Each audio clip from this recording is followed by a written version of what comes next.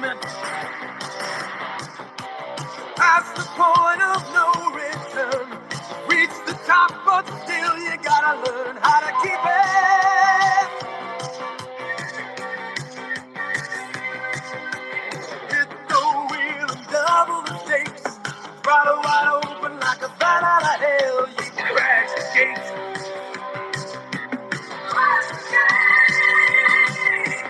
Going for the back of beyond. Nothing gonna stop you, there's nothing that's strong. So close now, you're nearly at the brink. So push it. Ooh, yeah.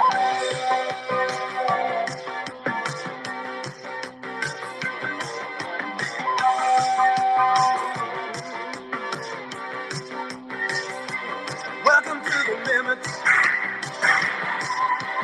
Taking maybe one step more. Our game's still playing, so we better win it.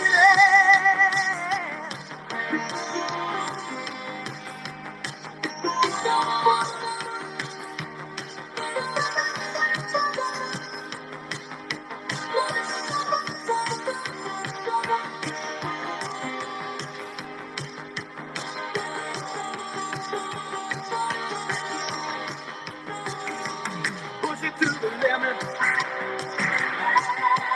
No one left to stand in your way. You might get careless, but you'll never be safe while you're still living.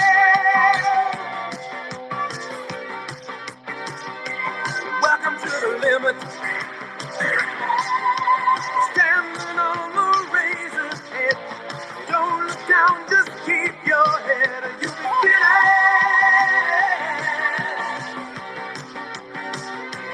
Welcome to the limit.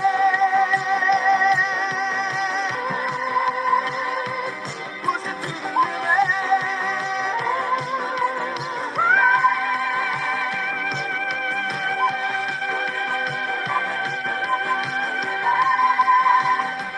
Push it to the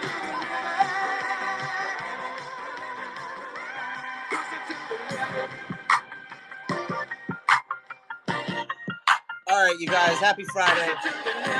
Let's go. We've done this before. We're going to do it again. But we've never done it like this. Happy Friday. Good morning, Bitcoiners, wherever you are, whenever you hear this. It's always morning in Bitcoin. And this is Alex.Stats. Your Spaces Captain speaking. As of this moment, the block height of the Bitcoin network is cruising in the 847,000 to 850,000 range. Welcome to another edition of CoinGeek Weekly Discussions, aka What's Up with the Blockchain Space. This is a live 2-hour space we record on X every Friday at 3 p.m. Eastern, just to bring you the most insightful dialogue, cutting-edge conversations. So we invite you to ride along and enjoy the next couple hours. But first, I am asking all of you listening to please go ahead and share the space. Let's let our people know that this is where it's at. Shout out to all of the friendly profile pictures in the audience. I see my homies, and if everybody can just tag the bottom right to repost the space, especially if you want to win some prizes every single week. Even if I still owe you one, we give away amazing prizes from Champions Trading Card Game and other cool sponsors, so hit us up about that. But anyways, today is June 14th. It's a rainy tropical day here in sunny South Florida, where I'm holding it down. We got another Florida man, my co-host with the most, Zach Wins. Everyone throw some fist pump emojis up for Mr. Zach Wins, one of the best Bitcoin developers in the universe. Also the founder of VX Technologies, where they make it simple to store and verify records on the blockchain. They are pushing it to the limit. Once again, I'm Alex.Sats, still rocking my Lost Camel Society PFP, hashtag free Ross. Somehow I'm still the director of vibes at Bitcoin, but this show is brought to you by CoinGeek, who of course reports on all things blockchain with a focus on enterprise utility and the solutions provided by scalable, proof of work, public blockchains. That's right, this is a space where some of the most highly regarded left curves, right curves, degens, boomers. Everyone gathers to discuss Bitcoin. We challenge popular crypto narratives and ask the most important questions as we arrive at our own independent conclusions. Nothing you'll hear is financial advice. Of course, do your own research. Yeah, let's go. Okay, this is episode 37 of CoinGeek Weekly Discussions, and I'm very excited. I know Zach is excited because we have the honor of soaring for the next couple hours with a super based builder in the space who I've never spoken to, never knew existed until, I knew about this app. It changed its name in the last, year or so as it's gone through some changes. But yes, we have a very special guest in the house. Hold on. It's the founder of the CEO, creator of Tree Chat, is up on the stage. Shout out to Dimitri, I think is how we pronounce his name. Thank you so much for joining us, Mr. Dimitri of Tree Chat. Tree Chat is where you can turn chat into knowledge. So it's infinitely threaded chat for organizing conversations and research and so much more. We're going to talk about everything blockchain, AI, the intersection of these two exciting and rapidly evolving technologies. But in the meantime, let's check in with Zach, my friend GM. I hope that you are doing well. As always, happy Friday. You know what I'm going to ask. So please let us all know, one, how was your week? How's it going?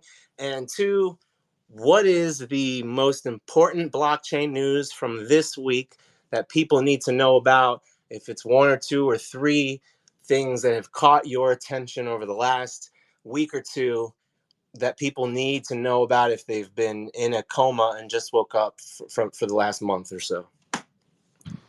So, number one, thank you. It's been a great week. Excited to be here today. Got a chance to play with Tree Chat a little bit. I think it's a pretty cool app. But the thing that I think is the most important Bitcoin news of the week is that we now have two presidential candidates in the United States out of three who are pro-Bitcoin. So we're now over the 50% mark, and I get the feeling that there's going to be pressure mounting for the third presidential candidate to get on board with Bitcoin as well. So to me, that was huge news this week. What do you think? No, absolutely. Absolutely. Mic check. I just switched to my headphones. I'm probably coming in clear. So You're good.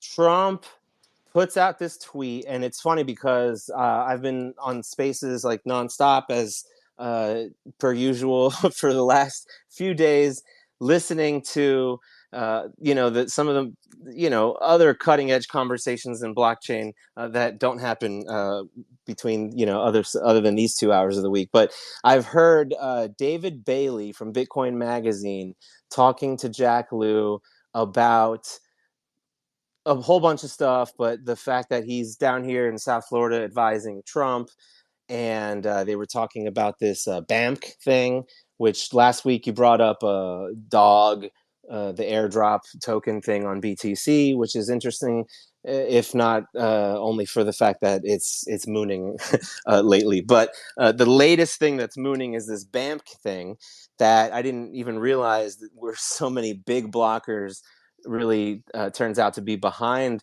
the team, I guess, who are put this whole thing together. But it's like a stable coin on BTC. And anyway, it all ties together because UTXO Management, which is the financial advisement firm or whatever that's tied in with the same people from Bitcoin Magazine, they put out a big thing of theirs putting $1 million into it, which I guess is sort of a drop in the bucket in perspective of a lot of this stuff, but it's not nothing. And he's talking to Jack Lew, David Bailey from Bitcoin Magazine and UTXO Management about how he's such a genius, and then he tells us how he's advising Trump, and then the next morning Trump puts this pro crypto post out. Pro Bitcoin, vote for me. If you like Bitcoin, vote for me. Maybe just the latest move in the pandering of another presidential candidate who maybe will say anything to get elected, but certainly significant in terms of the space and the effects that these things can have. With somebody of the stature of Donald Trump saying these things, whether it's flippantly or whatever, it has consequences. So yeah, definitely, it's been a topic of conversation that you probably have noticed. But again, if you've been in a coma, we're here for you. So that's interesting. What else has caught your attention, Zach? Anything, or was it just a big Trump week? Yeah, I think it was that was the biggest news for me, frankly, is, now we have two, and I'll say major candidates. I know RFK is, not going to be on that debate stage, but I'm still going to consider him a major candidate, because if you were to say, which three are running, I think most Americans would name all three. And that's over 50%. I don't think we've ever gotten close to those numbers before in any sort of political realm. So that, to me, says the tide is turning a little bit. And yeah, the guy who flipped last week might be pandering. I mentioned, I thought he was kind of pandering to the libertarians the week before when he said he'd free Ross. But it doesn't take a whole lot to be politically pro Bitcoin. It doesn't take a lot of political capital. It doesn't take a lot of effort or like working groups to be pro Bitcoin. So whether he's pandering or not, I think it's pretty easy to just be more pro Bitcoin than any other president in history has, even just with words, without policy. So the next president has an opportunity, or the person who's in there next has an opportunity to take that title without doing much work, at all. So to me, that's really, really big news. Yeah. I don't know. There's probably some other things that happened this week or over the last 2 weeks too that we could bring up. But if we're looking at a bull run coming, or hoping that a bull run is coming after a halving to keep pace with all the previous cycles, the more big names are talking about Bitcoin, the more people will search for Bitcoin, the more people will buy a little bit of Bitcoin, and that's what pushes the price up. So I think this is the biggest and probably the boldest news, maybe outside of the fact that Roger Ver got out of jail last week, on the whole of the blockchain. Yeah, no, that's good. Well, speaking of pandering, in the latest celebrity trends are just like hopping all over Solana. I think I mentioned a week or two ago I got rugged by Hulk Hogan, who deleted his posts about his coin that he dropped after like a couple hours. And I'm like, really, Hulk? How could you do that to me? And then now it's like rappers are all over the blockchain on Solana, but we've got Wu-Tang Clan on Bitcoin that dropped a runes thing, and it's really interesting to see what's happening with this runes stuff, because I was skeptical of it at first, and it's like supposedly a more sophisticated solution to creating tokens and just having tokens on Bitcoin, which I think is a good idea. I support the whole BRC20 thing. Got popular for about a year, and now it's like there's perhaps room for both protocols, but the runes have been really taking off, a lot of them over the last week or two, and it seems to be like that it's probably, to me, going to be something that is going to stick around. And it's interesting as we see celebrities and stuff like Wu-Tang Clan get involved and have their launching their own token, and whether it's going to be another Hulk Hogan and it disappears the next day. But that, I think that's more of a Solana thing, right? Where it's like on Solana that's like obviously still frowned upon, but if you're going to do that kind of shenanigans, shitcoinery, keep that off Bitcoin, right? Bitcoin viewed as sort of the the granddaddy of the space that is like, proof of work, a little more expensive, more serious, and scarcity, this whole, notion. But anyway, one of the things that we obviously are most interested in, beyond what people get distracted with largely in this whole blockchain space with the meme coins and all the crypto stuff, is utility. Like it's like the old, I'm in it for the tech meme. And most of us coin geeks, we did get excited about the tech. We didn't initially get excited about this sort of get rich quick type of stuff. So when I see an app like Tree Chat, and try to understand what sets them apart and how it is that they use blockchain, these are the things that get me really excited. It's like all about how I initially got excited about blockchain and I kind of lost that passion, and now is that still something to aspire to? Like, can blockchain really impact the world for the better, right? This is what this show is about, more or less. So without further ado, welcome to the show, Tree Chat. Happy Friday. We're so happy to have you with us and talk about all this stuff. So let's check in with you. Can we get a mic check? How are you doing? How's it going? How's it going? Thanks for having me. Hey, Awesome. Zach. Thanks for having me. You guys can hear me okay? Yep, sounding good. Awesome. Man, I can't hear the guest again. I'm going to have to drop and come back up again. All right, yeah, that's a pain in the butt. Zach, go ahead, drop down. I'll go ahead and get the first question started and get the conversation kicked off with Tree Chat. But while we bring Zach back up, hopefully everybody else can hear you. Thumbs up from the audience if everybody can hear you. Let me get some thumbs up. Let me do a vibe check. I can hear you. Yeah. Let me check in with the audience. Give me a thumbs up if you guys can hear Tree Chat. Go ahead and give us like a mic check, 1, 2. Yeah. Okay. Prav can hear you, and Hot Excellent. Mouth can hear you. So thanks, guys. Thank you, Bridget. Happy Friday, everybody. Zach is back. So let's get it popping. Tree Chat in the house. Hold on. Inviting Zach to speak. So let's kick it off with the first question that I asked Zach. And by the way, let me just to double check it if I can. I saw you on Twitter and I think LinkedIn. Your name is Dimitri, right? Yeah, you got it. Dimitri. Yep. Awesome. Okay, cool. So where are you? Typically we don't ask this, but if you don't mind, where are you coming in from? Where are you phoning in from? Are you on the other side of the world as us Florida men, or no? I'm actually in Boston, so I'm in the same time zone as you guys. Cool. It's on my Twitter profile, so I'm not doxing myself. Awesome. All right, good to know.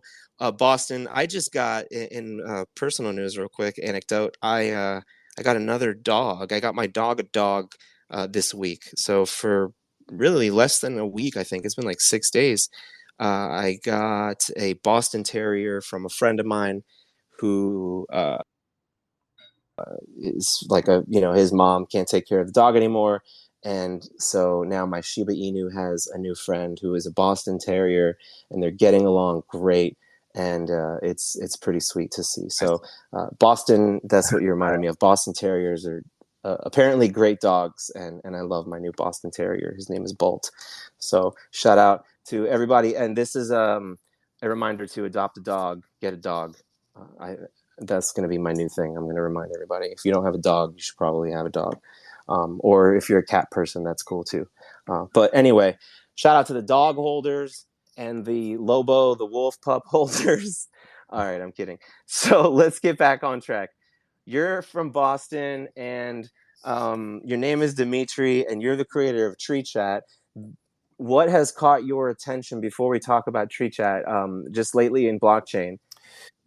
What's been the biggest news from your perspective? Yeah, I kind of agree with Zach, is that it's the presidential candidates are coming out to support Bitcoin. I remember when I was getting into debates about crypto with friends and family, and they were extremely sure that the U.S. government was going to come down hard on Bitcoin and on cryptocurrencies, and just 10 years later, it seems to be the exact opposite. It seems to be we still have problems with the SEC and stuff, but the bureaucratic state doesn't like it. But it seems like the democratic representatives of the people seem to be embracing it, which is not many or very many predicted that the opposite would happen. So it's just interesting how it's hard to predict what will happen. It's we live in a complex system, and it's hard to predict how things will play out.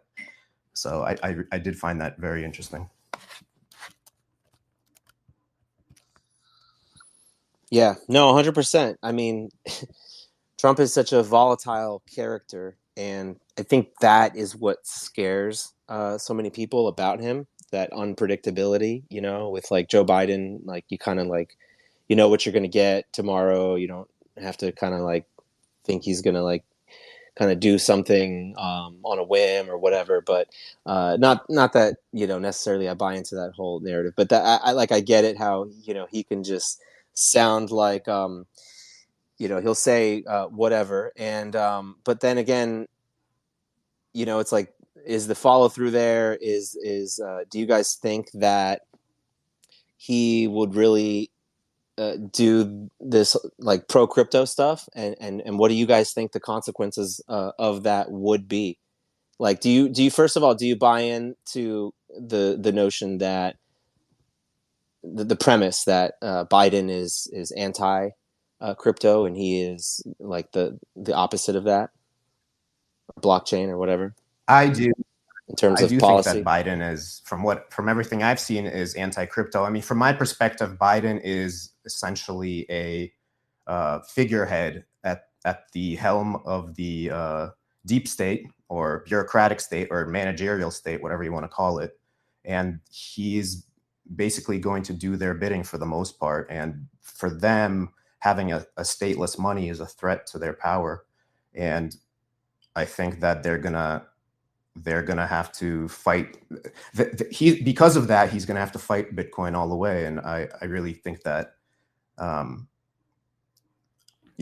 or RFK being on the opposite side of that provides a great alternative to that. And if you care about crypto, then I think people weigh their priorities differently. So if crypto, you might be even pro crypto, but have other priorities that take precedence over crypto, so you can vote whatever. But if your priority is crypto, then to me, it's a pretty clear choice of which direction you have to go. But everyone gets to decide for themselves. Oh man, we're getting spicy with the politics right off the bat. You guys started it, but don't tempt me with a good time. So we can stay on this, but let me just remind everybody, the 4:20 p.m. giveaway is where we pause the show in about an hour to announce the winner, only from those of you who have reposted the space. So far, it's only a couple of you, and I think that's including me. So if you want to win an amazing prize on chain from Champions Trading Card Game, these game card packs are being sold on chain. They are being, some of them are being unopened, so that perhaps I don't know how it works. Zach can probably tell us more later about the whole idea of these NFT trading card packs. You open them when you get them, right? And so you can not open them, and then you can sell them unopened versus opened, obviously, right? So it's really, really cool. Champions, if they're in the house later on, we'll bring them up. But yes, so everybody repost the space. And if you want to come up and speak with us and hang out on the stage, if you've been a former guest on the show, as in a featured speaker, you can go ahead and request now. Everyone can go ahead and request now, but we'll hold off to bring up most people from the audience until a little bit later on, once we get the conversation rolling. But feel free to also post comments. We may or may not pick another prize winner from the best comments. If you guys leave some great comments on the bottom right, you can tap and just hit reply and post a tweet in response to this space. And you might also win a prize from that. So again, shout out to everybody who's live listening with us. We're here with Tree Chat, an infinitely threaded knowledge canvas, single player, mobile first, PKM. I don't even know what that means. Notes, bookmarks. Multiplayer is social research, decentralized knowledge. This sounds interesting. I saw it on my feed recently that Zach reposted their recent video, like screenshot type of like promo demo video showcasing the app. And Zach was like, this is so freaking awesome. And I'm like, wow, this does look really freaking awesome. So I reached out. I was like, hey, you want to come talk to us on Friday? Dimitri's like, let's do it. And then Zach, saw it, and he's obviously like, all right, awesome. We got another great guest. So shout out to me, pat myself on the back for bringing all the coolest guests on this show. But again, Dimitri, so we already got started with some spicy politics, but let's rewind a little bit to you, if you want to share just kind of like a little bit about yourself and how you got into blockchain in the first place. Now you're obviously a builder, an entrepreneur in the space, building on big block Bitcoin and using all this latest, AI cutting edge stuff. So, but rewind us back to when you got into Bitcoin. Tell us from the journey that led you here, briefly, if you can, please. Yeah. So, I mean, I think I discovered Bitcoin in like 2011, and I think it was $10 at the time. And I was like, I just didn't get it. And I basically ignored it for the next 2 years when it hit $100. And then I was like, okay, well, let me take a look at this. I read the white paper, and I think I had like a revelation, or almost kind of like a transcendent experience, because just being able to read the paper and understand what it meant going forward, it was very, it was an amazing moment, I think. And now for the past what it's like 15 years, and you see the whole thing slowly play out. I think we live in a very exciting time. And so that's how I discovered it. At the time I was in the startup world. I was doing development for startups, software development.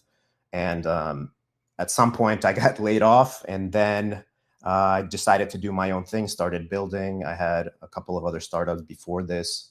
And now I'm doing Tree Chat full time. It used to be formerly known as Navigator.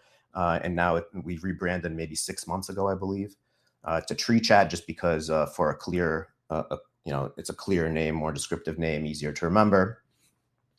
And basically, I've been building ever since, and constantly with the understanding that I wanted to do something with Bitcoin, and wanted to use this new technology and wanted to be a part of its essentially revolution. I think wanted to be part of the change that's coming. Yeah, absolutely. So, okay.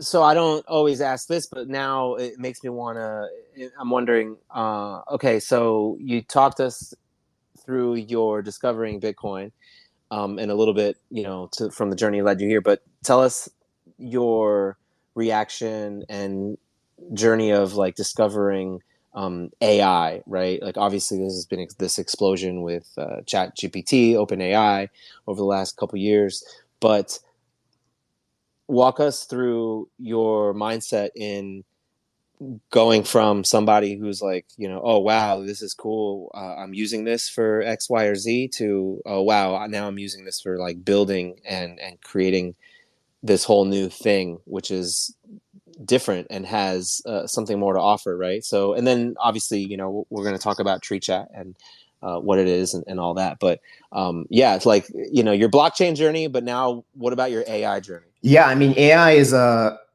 AI as far as like mainstream, not acceptance, but like getting into the mainstream is I think more recent. It may be the past 2 years, and essentially when ChatGPT came out, it really started taking off. And I mean, I'm somewhere in the middle on AI. I think first of all, I use AI tools every day, and we integrate AI tools into Tree Chat. And I think especially for creators, it's such a powerful tool for writing, for generating images, for for now generating video. If you've seen the Dream Machine from Luma, and then all the Sora stuff from OpenAI. So essentially, creators are going to have these essential like superpowers at their fingertips. And I'm going to get into why you actually need a big blockchain to deal with that later on in the conversation, probably. Because I think AI and cryptocurrencies and Bitcoin actually, they complement each other very well. They kind of need each other. But essentially, I do want to say that I don't know if this is spicy or not in this group, but I think the whole AGI narrative is extremely overblown from my perspective. I'm not worried about, an AI god coming to, take everything and rule us. So I just think that AI is going to be, we're essentially going to merge with AI. It's going to become integrated into our lives, into our tool sets. It's going to give us incredible abilities to create, to do research, to gain knowledge. So it's going to be a very good thing. There's still going to be costs. There's still going to be dangers, just like any new technology. But we are going to be able to, we're going to be able to amplify the positives and stomp down the negatives. And we're going to have an incredible world because basically we can talk to computers now. That's really what's at base to me. What it is you can speak to a computer and a computer can understand you, and then you just iterate on that and you see where that takes you. I love it. Absolutely. We're going to give more standing. We're going to do more applause on this show.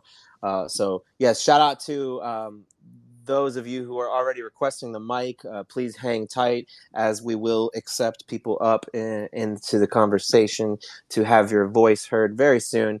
In the meantime, again, reminder, feel free to post any comments. The most creative or cool, interesting, standout comments in the comment might win a prize. Repost the space. Somebody who reposts will win a prize at 420. But yeah, you're already tickling my brain at where I knew this conversation was going to lead in the most interesting of places, where, again, we got started with some spicy politics, and now you're talking about, how all these doomers, these AI doomers are they're fear-mongering. We need to embrace the singularity, so to speak. My words, not yours, I guess, but this is really good stuff. CoinGeek obviously is all about everything blockchain, but CoinGeek also covers a lot of things that are just like AI related, and this is obviously like some of the most groundbreaking technology of the last few years, and so that's why anytime we get an opportunity to have this conversation of the intersection of these two things, it's like, boom, let's see some sparks fly. So yeah, this is why, again, really, really excited to see this app and to get into talking about, what kind of magic can happen when these two techs, are under the same hood on one machine or one application, one piece of software.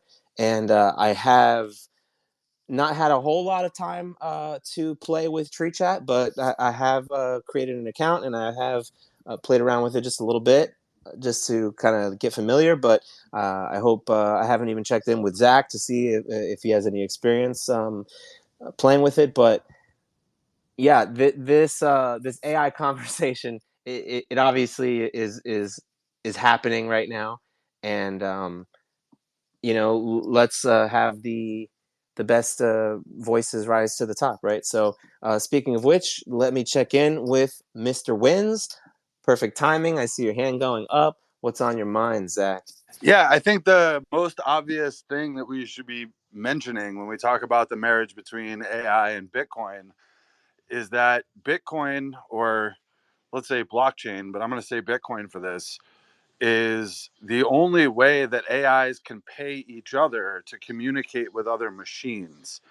So like we talk about the marriage being like ethereal, or like, you know, them being able to help each other out, or AI being able to learn from verified information that's stored in a blockchain, but fundamentally they're tied together through payment.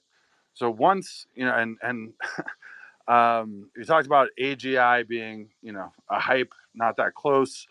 But I think if we just change the A to autonomous general intelligence, right? It's like they're autonomous agents that are performing artificial intelligent calculations. And right now they're like huge monoliths. They're big applications that all do like a whole bunch of different stuff. But over time, that's going to be optimized so that it's one interface that delegates work to different areas. And the way that computers can pay each other for the resources they're consuming in order to run this AI calculation is through Bitcoin, right? So they're like intrinsically linked from the inception in a way that had nothing to do with how AI was built, but just simply the way that Bitcoin was built, in that it's meant for small casual transactions, digital transactions that are non-reversible, meaning like as soon as you've paid for this thing, you get what you pay for. And when you get what you pay for, nobody can take it back from you, right? And most people thought about that as being like a blog post or a video. You can't unread a blog post. You can't unwatch a video. But it also comes into calculation and computation and use of resources. So you can't give back resources once you've gotten an answer.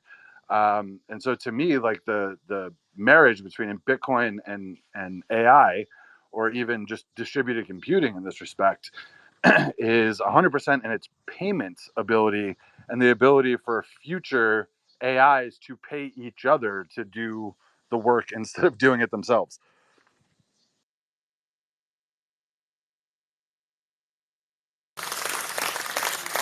Standing ovation. Another round of applause. I love it.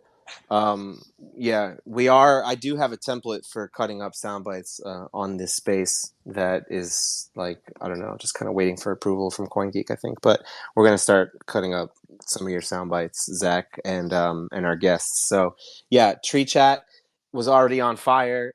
There's so many sound bites that we've already had, and we're just getting started. So let me ask Dimitri a little about Tree Chat. So Zach, well, before I do, have you played with it? Yeah, I've been playing with Tree Chat since before it went through the rebrand. So although I don't know Dimitri in person, we've been in Twitter chats for quite some time now, and I really like the direction the product is taking. Awesome.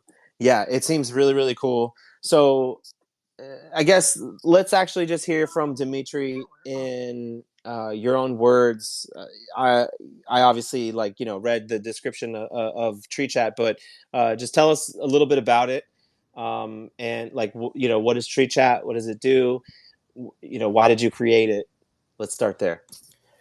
Yeah, so I think I'll start with kind of my grand vision for the whole thing, and my motivation really for building it is to essentially, it's to price information. It's to create an information market or a meme market. And why do we want to do that? It's so that we can coordinate our attention. That's what I want to do. I want to have a mechanism for coordinating our collective attention. And everything kind of that I'm doing is building up towards that. So that's kind of the end long-term goal. And then the product that I'm building, and I'll get into specifics, is kind of building towards that. And why do we want to do this? I mean, I mentioned the kind of the change we're living through. And I think that we are kind of in transition period, literally a civilizational transition period. We are, institutions are losing credibility. Our sense-making infrastructure is failing us, in my opinion, and probably the opinion of many people. And so how do we get a decentralized way of, figuring out what's important, what to pay attention to, where we should be, exerting effort? And that's kind of where everything I'm doing is headed.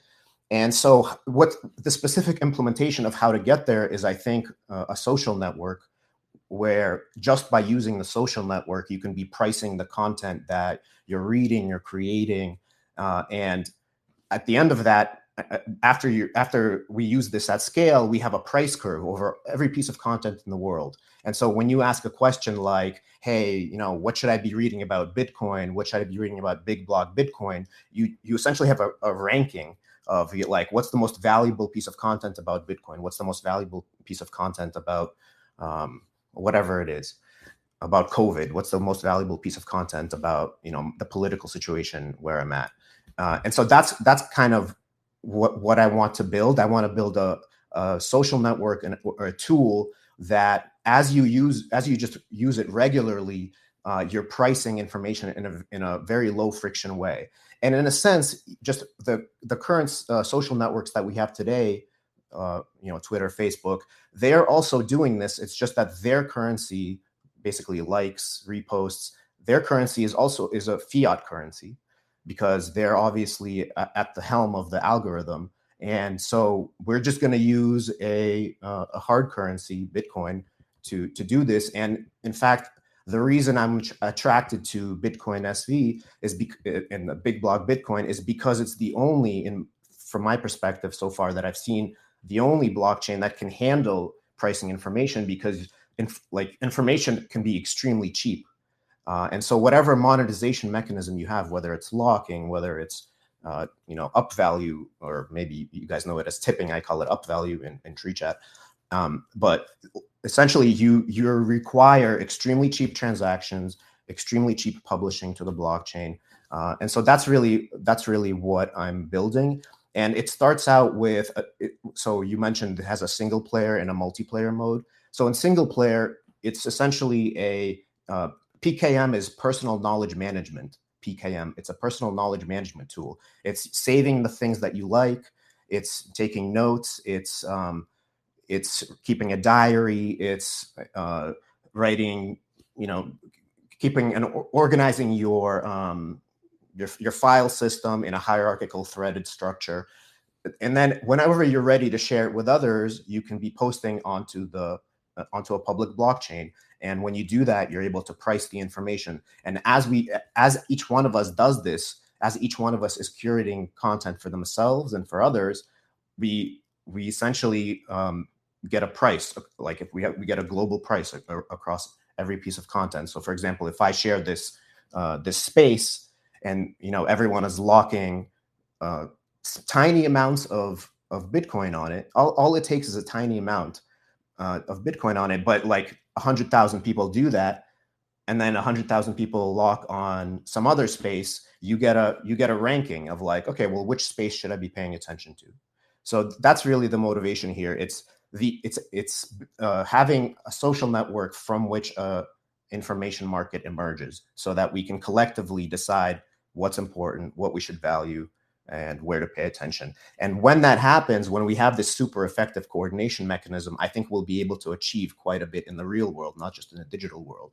And so you have essentially a communication, a coordination platform that we can use to wield knowledge and to harness information in a flood of information. So that's kind of where I'm coming from. Holy crap, that's amazing. Yo, like seriously. Okay, personal knowledge management. I learned a new thing. That's what PKM stands for. And like, not only can AI be used for us to help coordinate attention, but locking Bitcoin to get a global price on content. Okay, we're going to dive deeper into that. This is bigger than I thought it was. I thought this was kind of more like, a productivity tool sort of thing, maybe like ChatGPT, but on chain. But let's talk about that. So how are you guys, unless Zach wants to jump in with anything else, and I think we actually have a surprise special guest who's going to be hopping up soon, it looks like. But we have surprise special guests apparently now every week. That is a thing we do. So Zach, I want to hear about your experience and your perspective on, like, the potential of a tool like this, and again, the intersection of AI and blockchain. But what intrigues me is a social network. One of the big things are a lot of people in this space have probably been lamenting over the last few days is the demise of a beloved social network by the name of Twitch, which was initially sort of dubbed as like Twitter on the blockchain. But this idea of turning this into a social network is not necessarily something I got the impression of when I just only have used Tree Chat for a little while.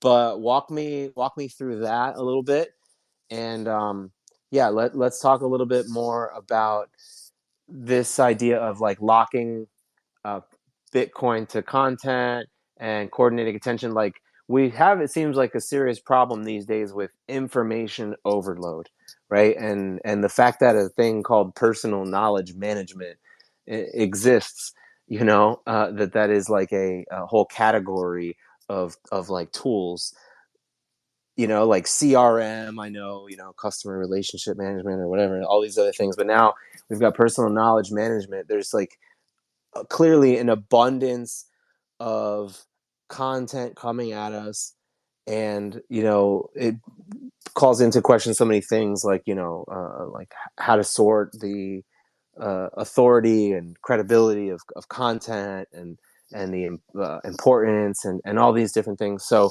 and then of course, like just like, well, where does it end, right? Like at what point do we just like cede to the machines, and like humanity, like where is that personal touch? Does it get lost in the process, now or eventually? But how are people using Tree Chat is one thing I'm curious about. So yeah, I don't know. I've said quite a bit, but feel free to chime in. So like I said, there's two modes that you can use it in, which is single player and multiplayer mode. So you're in single player, people there lots of people use it in single player for collecting essentially tweets that they like, or blog posts that they like, or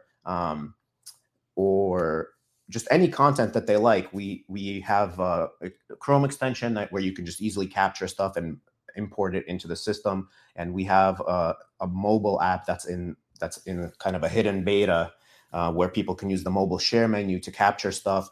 And so that's what I mean by kind of personal knowledge management. You're essentially curating your own favorite set of content, and then people use that content to write threads in Tree Chat, whether for themselves or for others.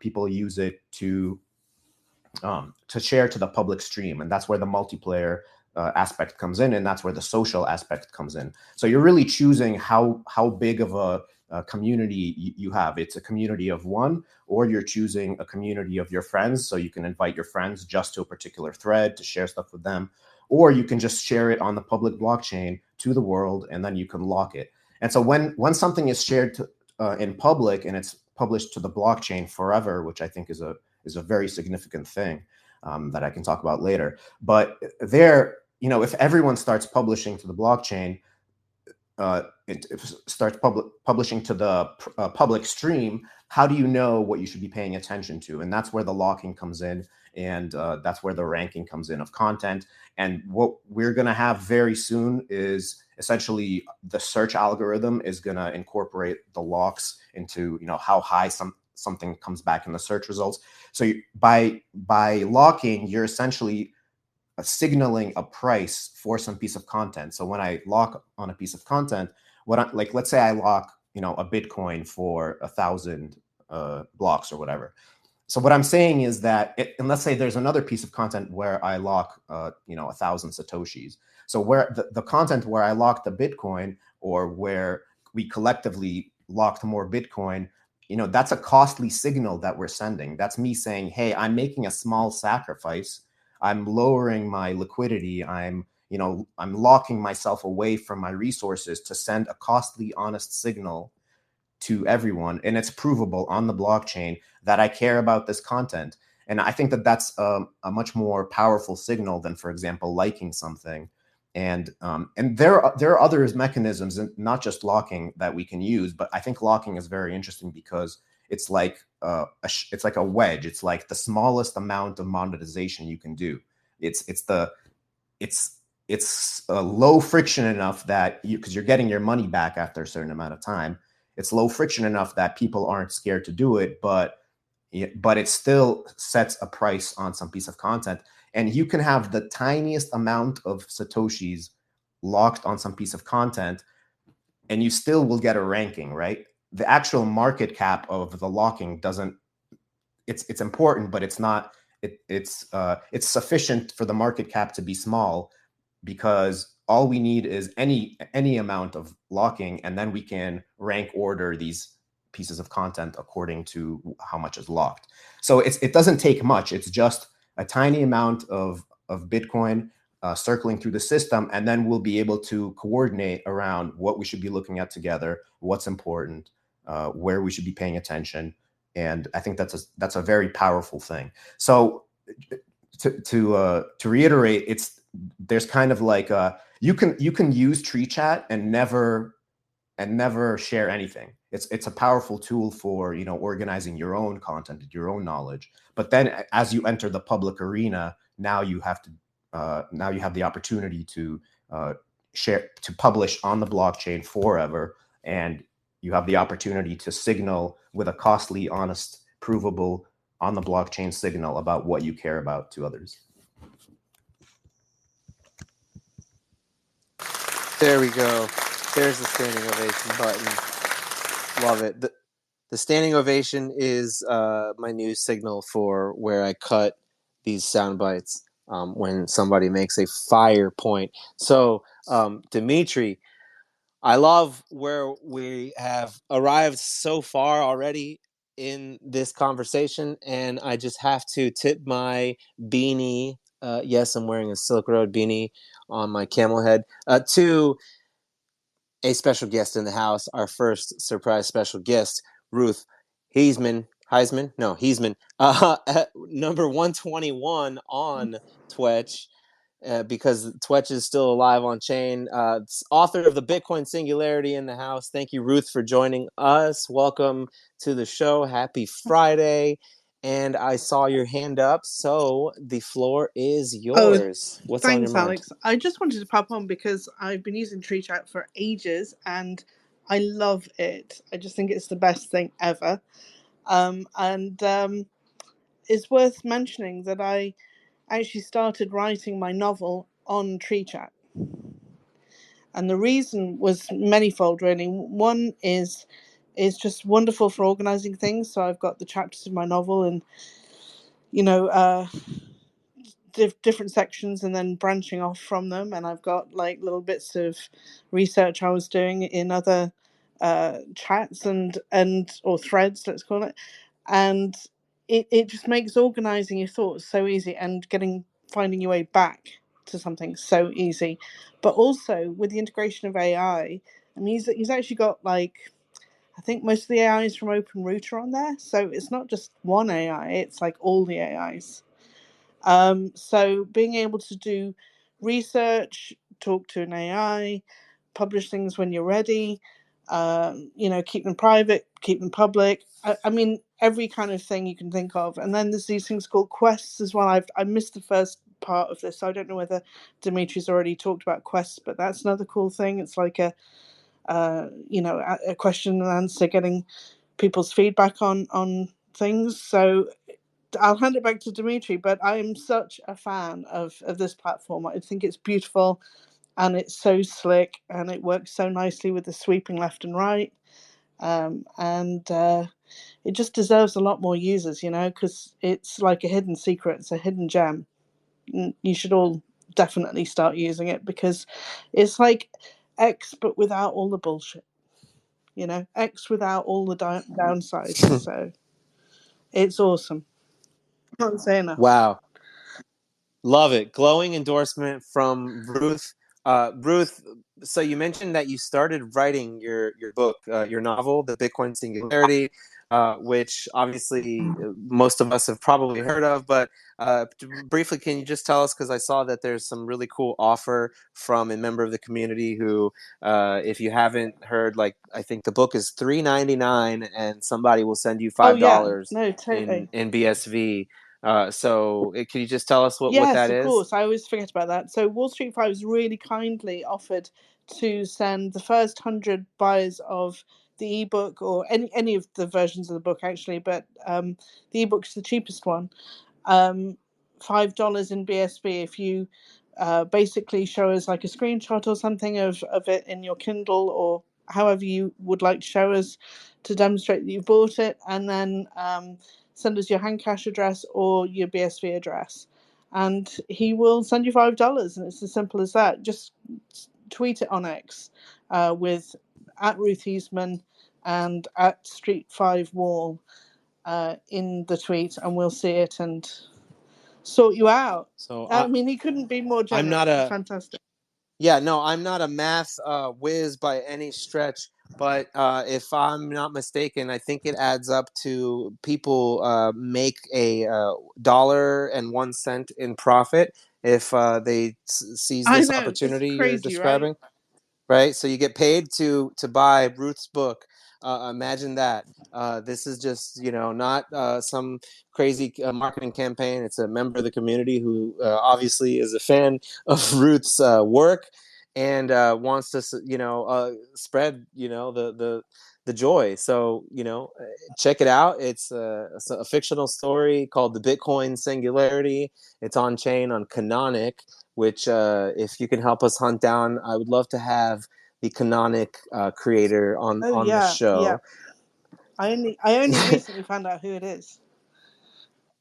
Oh yeah, no, it's a Yeah. shadowy team of coders with hoodies on, of course. But no, shout out to you, Ruth. Thanks for hopping up. Feel free to hang out. It's really cool that you were one of the first. So Zach mentioned he used Tree Chat when it was called Navigator. I imagine you Yeah, I also, did. right? I actually interviewed Dimitri, maybe it might be getting on for 2 years ago now, might 18 months, 2 years, I'm not really sure. And that's where I first heard about it, and I've just been completely besotted with it ever since. I come and go a little bit because life and X sort of tends to dominate my daily kind of social activities, but the real gold stuff is on Tree Chat. Like if you've got something that's really Well, worth posting, I post it on Tree Chat. okay, so let me ask. That's exactly what I was wondering. From somebody who's like barely used it, I'm like trying to wrap my head around how is it a social network. So I guess the whole thing is when I made my account, I can like follow you guys No, on Tree no, Chat. it's one big giant stream at the minute. Let Dimitri tell you because he's better at talking about it. Okay, fair enough. Yeah, that's the thing. Is how is it a social network? Is what I'm Yeah, so wondering. right now it's social in the sense that there is a single public stream where people can just post their best content and lock on it. So we're still early in the product cycle. There's going to be a lot more stuff coming, including we're trying to decide whether there's going to be a follow model or whether it's going to be like a group chat model. So you guys can have a lot of influence in kind of the direction of the product if you just give us your feedback, which I will be extremely grateful for. But yeah, so it's social in the sense right now that you're looking at a single lock ranked stream of content, and we can all share our best content. And then if you want to kind of set up followers and that kind of more X style situation, that's still in the works, and we're still kind of deciding whether that's the best way to do it, or whether, like I said, whether it's the kind of you make your own groups and your own communities, because community based chat and communication is kind of taking off right now. So that's still to be determined, but let us know what you guys think. Holy crap. I just figured, like, okay, maybe I haven't totally figured it out, but now I'm figuring it out. Like, okay, like HODL Locker, I don't think is really being used anymore or correct me if I'm wrong, but I think because RelayX was the only login, and RelayX login is not really working right now, HODLocker doesn't seem to be, and we've talked about it on this show before. HODLocker was like, I guess, the first social network for curating locked content. Again, what we mean by locked content is posts that people have published on the blockchain and locked Bitcoin to, meaning assigned a certain amount of Bitcoin that they can, in a certain amount of time, that they can no longer access that Bitcoin, right? It's like locked in a vault for a certain amount of time. Okay, so a social network around this idea, Costly Signals, that's my freaking username. Obviously, follow my new account as I try to recollect all of my friends. But so are you guys the revival of HODLocker? I'm starting to realize it. Okay, Bitcoin is the social network. You like Tree Chat isn't the social network. It's curating the locked content. Obviously, like, okay, I don't know why. Sometimes I'm just a little bit slow, but okay, Zach, am I off track or No, I don't think you're starting off to catch track. it? Okay, this is why you guys are excited about this. I'm starting to get excited too. Okay. So sometimes, I'm not like first to things, but I like to think I'm still pretty early. And I think if you guys are in the room, especially if you're listening live right now, you are pretty early too. So shout out to you. And so, Dimitri, what else like do you see for the future of Tree Chat? Do you think that it is sort of just needs to get into more hands? Do you think it's being underutilized? Are there some upcoming features? Yeah. So Tell us more. So the reason you saw the recent video and why you're talking to me right now actually is because we just got the product to kind of where we wanted to be before we started really talking about it. Before that, we would like release it. We would make an iterative progress and then we would like announce it. And so as we were building, we were talking about it, but now it's kind of taken on a form where we've got the foundation set. And so you're going to be hearing a lot more from me going forward. And so a couple of things I want to touch on is that you mentioned HODLocker. So HODLocker was a pretty big inspiration to us because of they actually use locking in this social network environment. And like I said, locking is extremely interesting. And it's extremely interesting because you can send a costly signal, but you don't have to spend the money. So you get your money back. So you're still pricing things without necessarily losing money. You have to pay an opportunity cost because you can't spend it on anything, but you're getting your money back. And so that was a very interesting way of getting money into the system with as low as friction as possible. And by the way, another thing I want to mention is that, all the HODLocker content is on the blockchain, and everything in the Tree Chat public stream is on the blockchain using the Be Social protocol.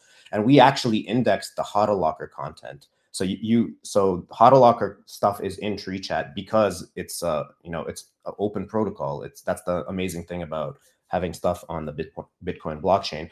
And just this, in the same way that we can index HODLocker's content, if anything ever happens to Tree Chat, your Tree Chat content is also going to be available to whatever client comes along after us and decides to consume it and display it. So essentially, we're a client over the Be Social protocol content on the blockchain when we're dealing with the public content, with the public stream. And so what's coming forward? I mean, there's a ton of stuff that we still want to do with, there's like image generation. We want to make that better. Like you can imagine a social network where you create content and an AI generates every media type of that content. So for example, you write something and it writes a song for you based on your message, or it creates a video based on your message, or it illustrates your message automatically, or it or it does some research for you automatically. Like, this is what I mean by AI being such a powerful tool for creators. And this, at the same time, this power is extremely problematic in some way, because we already are dealing with information overload, but now this is going to be taken to 11, right? Like, we're going to have so much content. How are you going to know what you should be looking at? That's again, going back to the original kind of high level vision for what we're trying to achieve, is how are you going to know what you should be paying attention to? And we think the answer is a information market, a meme market. And that's what, and again, the meme market has to be an emergent phenomenon. It has to emerge out of the everyday fun activity or useful activity or valuable activity that you're doing, in these spaces on these networks. And that's what we want. We want to be enjoying ourselves. We want to be creating cool content. We want to be sharing it. We want to be having deep conversations with people, making connections. And through those, valuable, fun activities, we're actually generating a price signal over all of the content that we're communicating with. So that's really the goal here. And that's what I meant when I said that, AI and crypto are complementary, because I agree with everything that Zach said with the payments. I agree with that. And also, AI is just we're gonna have a content explosion, and you're gonna need a way to prioritize that content. And that's where a decentralized way to prioritize that content. And that's where Big Block Bitcoin is, in my opinion, the only technology that can do that. Wow. Okay. So much there. Love it. Yeah, you mentioned before why you need Big Block Bitcoin, I guess particularly for AI. So that's something I wanted to ask you about. We will try to unpeel that a little bit, but Zach, go ahead. Yeah, I just wanted to remind everybody, like, the way Dimitri just described you getting your money back after locking is why we say locking is wholesome, right? You literally get made whole at the end of it. I raised my hand to say that, but I did want to ask you, you said Tree Chat indexes Be Social. So does that mean that there's old Twetches in that index as well? And how can those things, like the stuff from HODLocker and potentially other platforms, be referenced in Tree Chat if they are indexed? Yeah, so we haven't indexed Twetch, but we're thinking about it considering what has happened. But so we can do that. It's not a trivial project at the moment. We're not like set up to index anything. We have to. It's like a development project that we have to take on. So if people really care about that, we want to hear from you, and we'll do that project, and we'll index the Twitch content as well. But we have indexed already the HODLocker content. The way that you would reference that at the moment is probably through a search, and you just put HODLocker in it. In the future, we'll have a call out like native in the UI, so that's being worked on. So you can literally like pull up a HODLocker stream. So that's in the works. That's real cool.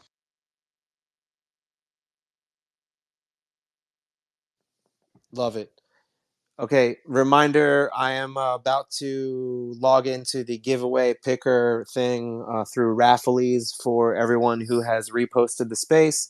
If you hit the bottom right, or if you scroll back to the first post in the Nest Tree Chat thing. Tree Chat is such a good name. That's what they should call the Nest or the Jumbotron, as like people have just come up with random names, but Tree Chat.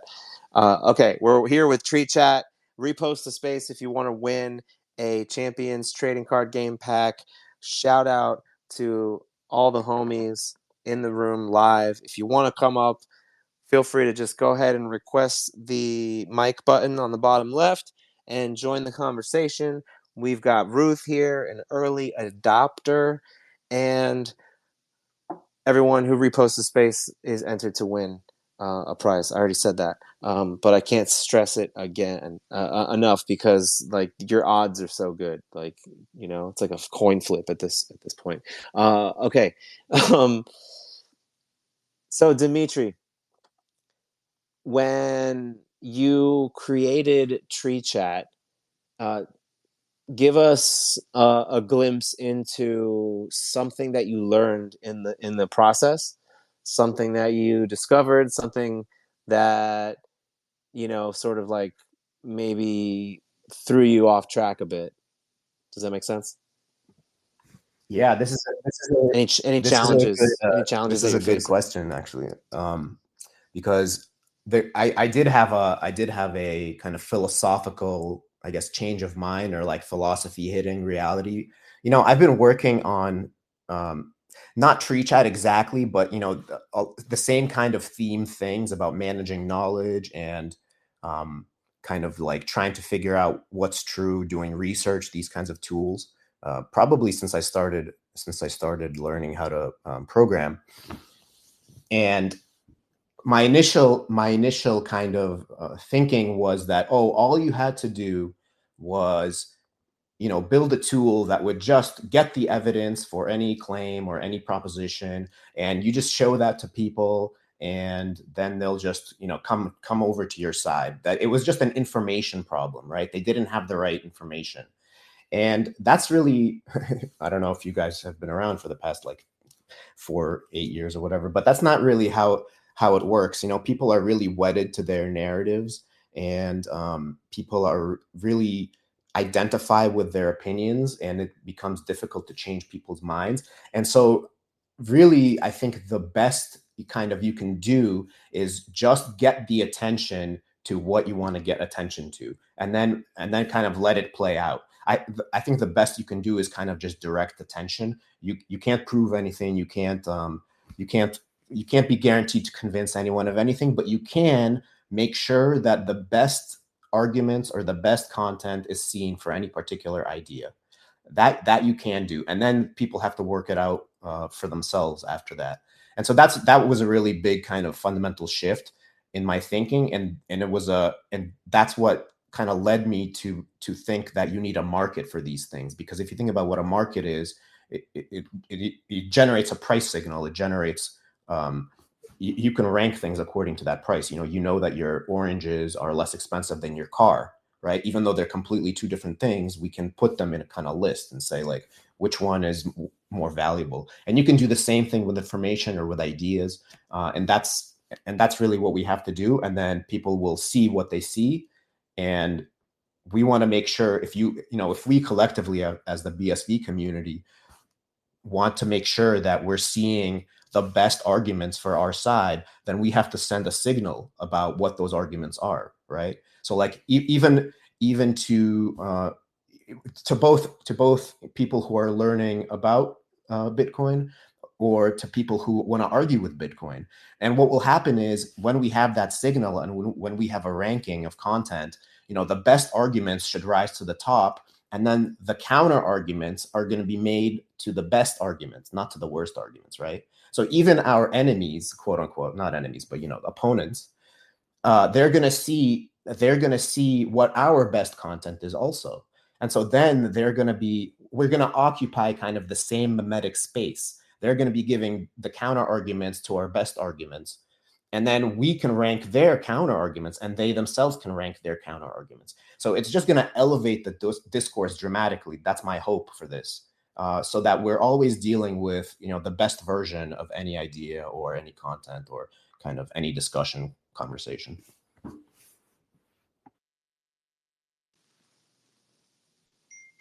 Man, that's powerful stuff. I am getting errors when picking the winner, so you guys have more time to repost the space.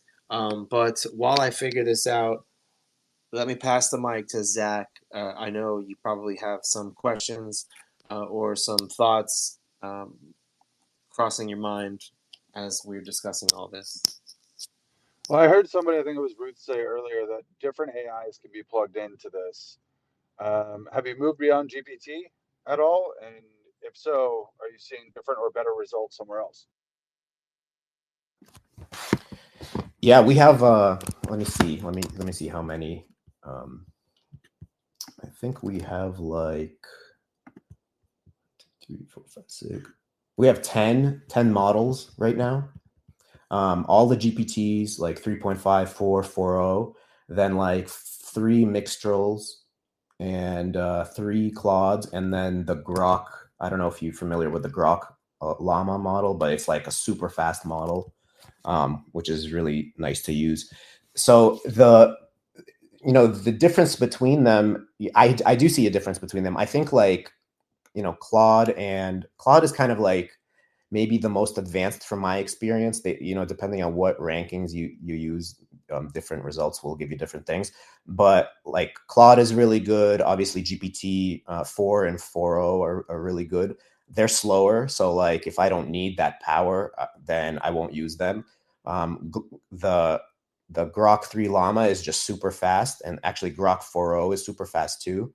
So Grok 4.0 is like if you want it to be very powerful and fast, then Grok 4.0 is kind of my choice right now. The problem with all of the OpenAI and GPTs is that they're like extremely ideological models, and so that's why we also have the Mixtral models in there, which are more uncensored and more free, essentially. So if you want to like have conversations about more risque topics, then they're more willing to engage with you on those. So you just have to play with them and see. It's really by feel and what you respond to. And we add the best models as they come out. So because we are also using them internally, and so it's cool to have the best stuff, and so we keep adding them. It's not too hard to do that. We also have a bunch of image models. We have like you can generate images for using DALL-E and SDXL. And the cool thing about all of this is that like we have these models and they're constantly improving. So just because we integrate with these models, TreeChat is constantly improving also. Like our capabilities are constantly improving. We'll add audio models. We're going to add video models when the APIs come out.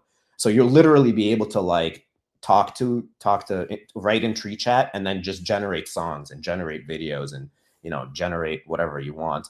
And because it's threaded, you can do like comic books and or movies. If you stitch the movie all together, there's so much possibilities that we're thinking about. It's going to be really creators are going to be very empowered in the TreeChat tool in the social network, and we're going to make it very easy to create all kinds of cool stuff using AI. This is all coming in the future. So the tool that exists today, which I think is very cool, but it's going to be able to do a lot more stuff going forward.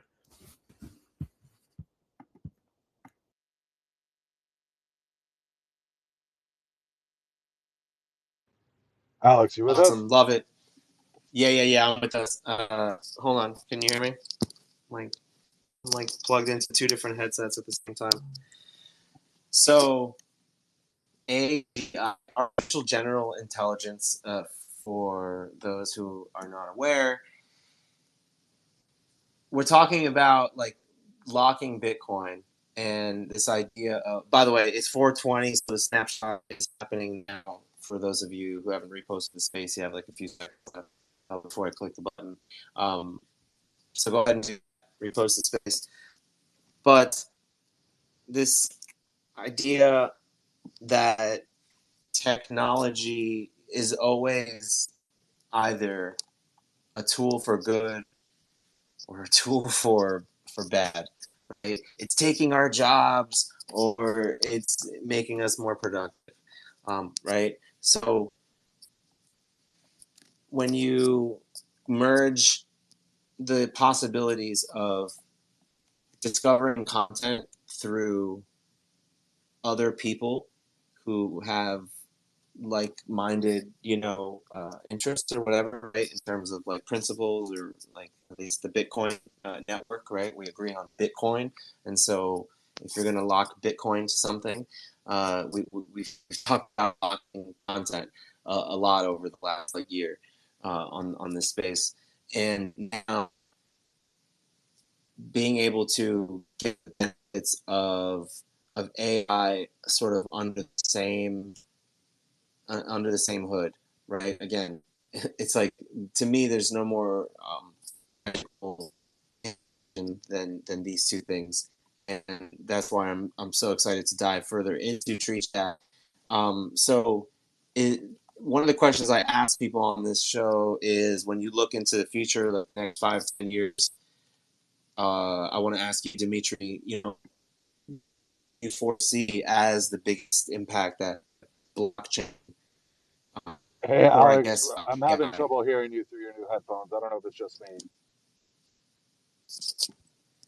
It's breaking up a little bit. Okay, that's probably better, right? But it's actually not that much better. Let's see. Yeah, that's probably better. I think Yeah, I had the that wrong earpiece in. Okay, cool. So when you look into the next 5 to 10 years, Dimitri, and you think of like what the biggest impact that blockchain can have on the world, give us a glimpse into like what you see. Yeah, I think I need everyone to go on Tree Chat and post their best content. Like literally, what's your most valuable knowledge?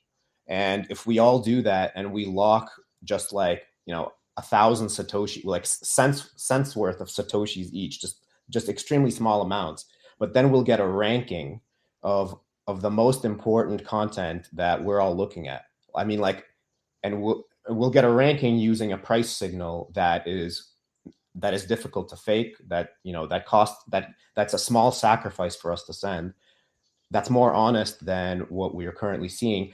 And then what we'll be able to do is we'll know what to pay attention to as a community.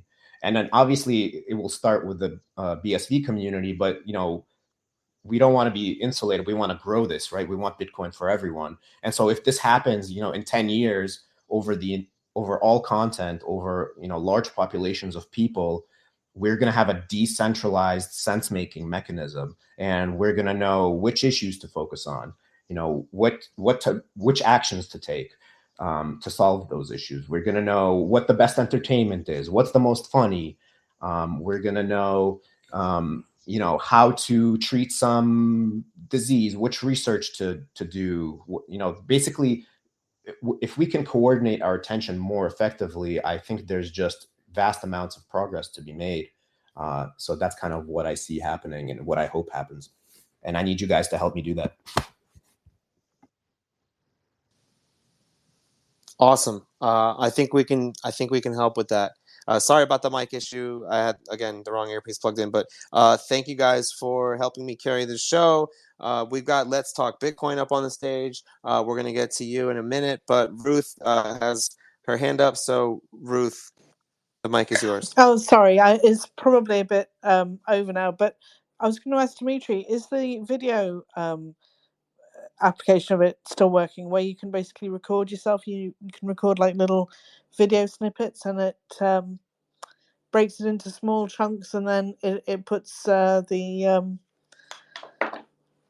oh god, what's the word? It puts the words up that you're saying on the screen. Oh my god, what is that word I'm after? Yeah, I know what you're talking about. Transcribe. Subtitles. Oh my god. Yeah, transcriptions. Total brain fart there. But yeah, it's subtitles. Dimitri explained. Is that still a thing? Yeah, so you can. One of the things you can do is, so in the desktop or in the web app, when you're on laptop, you can create screen recordings, so you can very easily communicate something you see on screen, or you can create videos of yourself. What Ruth is talking about, we used to break up those videos. We pulled that into chunks, and basically transcribe. We would have a transcription, and the video would be broken up into chunks. So we shut that off for the moment because the transcription wasn't good or wasn't fast enough. But like I said, the models have improved quite a bit, so we'll be bringing that back definitely in the future. Just have to prioritize our development. But the thing about that is, it's like, why do we use the chat metaphor here? Why is it tree chat? And the reason is because chat is actually, if you think about, even in single player, when you first think to yourself, you're really having a conversation with yourself. So it's like the medium for stream of consciousness. And each message that you kind of write to yourself, it essentially chunks up your thinking into easily referenceable parts. So for example, if you take a thread, I can easily reference some message in that thread in another thread, in another conversation. So I make these connections, and this is like anyone who knows the PKM scene will understand this, where you can like make connections between things. And so for video, for example, you don't have that. If you have a movie, you can't really reference a chunk of the movie, even though people are like cutting them up now. So what we thought is, and this in the future we're going to do this, is we're going to chunk up the movie automatically. So if you make a YouTube video or you make a video of yourself talking about something, you'll be able to watch the video and it will be chunked up. So any chunk you can reference from a conversation, or any chunk you can comment on, or you can you can respond to it and talk about just that part of it. So we're basically creating this kind of like we're like digitizing. I don't mean in the word like the current digital. I mean like digitizing, like we're chunking it up. We're chunking up all content, and you're going to be able to like reference and grab chunks of that content. And the thing about that is you'll also be able to lock on those chunks. So you can imagine like a 2-hour-long movie, and it's chunked up using AI, by the way. This wasn't even possible like 2 years ago. But using AI, you chunk up the movie, and then you have a locking signal over, maybe you like this chunk of the movie, maybe you like this chunk of the movie, and you can literally get like a price curve, like a stock price, but over the time of the movie. Like the x-axis is the timeline, and then you have like a locking, like the locked price over each chunk, right? And so you can immediately communicate like, oh, what's the best part of this movie? That's where the conversations are happening. So there's a lot of cool. Like we can already see on YouTube the most played portions of a video. Like if you kind of hover over the, you can see like highlighted like along the bottom, like the most popular parts of the video. And maybe if you've never noticed that is a kind of cool thing on YouTube. You show silhouette of that portion on the timeline of the video. So that's what it reminds me of. But this is along those lines, but clearly in a more interesting, useful way. Yeah, it's along those lines, but the popularity is determined by a price signal through locking, for example, on the Bitcoin blockchain. Awesome. Very cool. Okay, well, guys, we've got another. I think Let's Talk Bitcoin is trying to get back up. Feel free to go ahead and request again. But we've got a special surprise on the stage. As we do into the session, we are bringing you the greatest voices on the mic.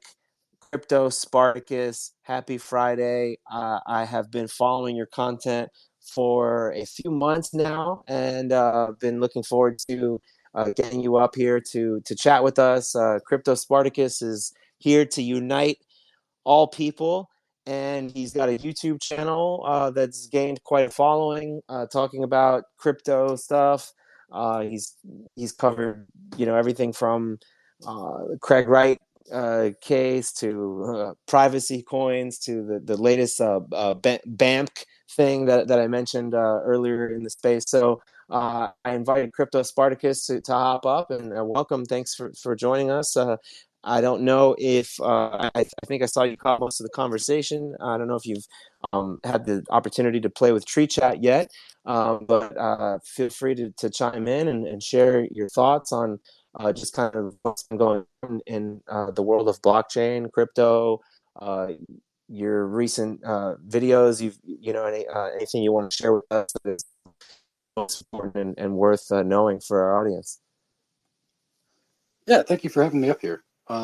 Really, I've been covering the Craig Wright thing for the last few months with my YouTube channel, but I wanted to shift the focus from that to my own development. So I'm going to devote the next year of my YouTube channel to following my progress in learning blockchain development. I've pretty much decided that I want to take the plunge and dive into blockchain development. I want to learn to build things on BSV, so that's probably the focus of my YouTube channel will be over the next year. Zach, can you hear him? And I think that there's going to be a large... Sorry. Oops. What was that? Alex can't hear you. I can hear you. I think our audience can hear you. But maybe if you finish up the thought and then drop down and come back up, we'll be able to get Alex to hear you too. Sure. Yeah, so if you're going to follow me, I mean, I'm going to focus on blockchain development on my YouTube channel and my own journey in learning it. And if anyone wants to follow along, I'm going to kind of make the channel more focused for people who want to, I don't know, learn themselves how to develop on blockchain. Kind of anyone who wants to learn can probably follow my channel and learn along with me. That's probably what I'll focus on for the next little while. Yeah. All right, great. Alex, to recap what you probably just missed is Spartacus is going to invigorate the YouTube channel with content specifically focused on his Bitcoin development learning journey to hopefully help other people along that same type of a journey. I think we just got him to jump down, and we'll probably get him to jump back up. Maybe I'll be able to hear him next time. But that was what you missed.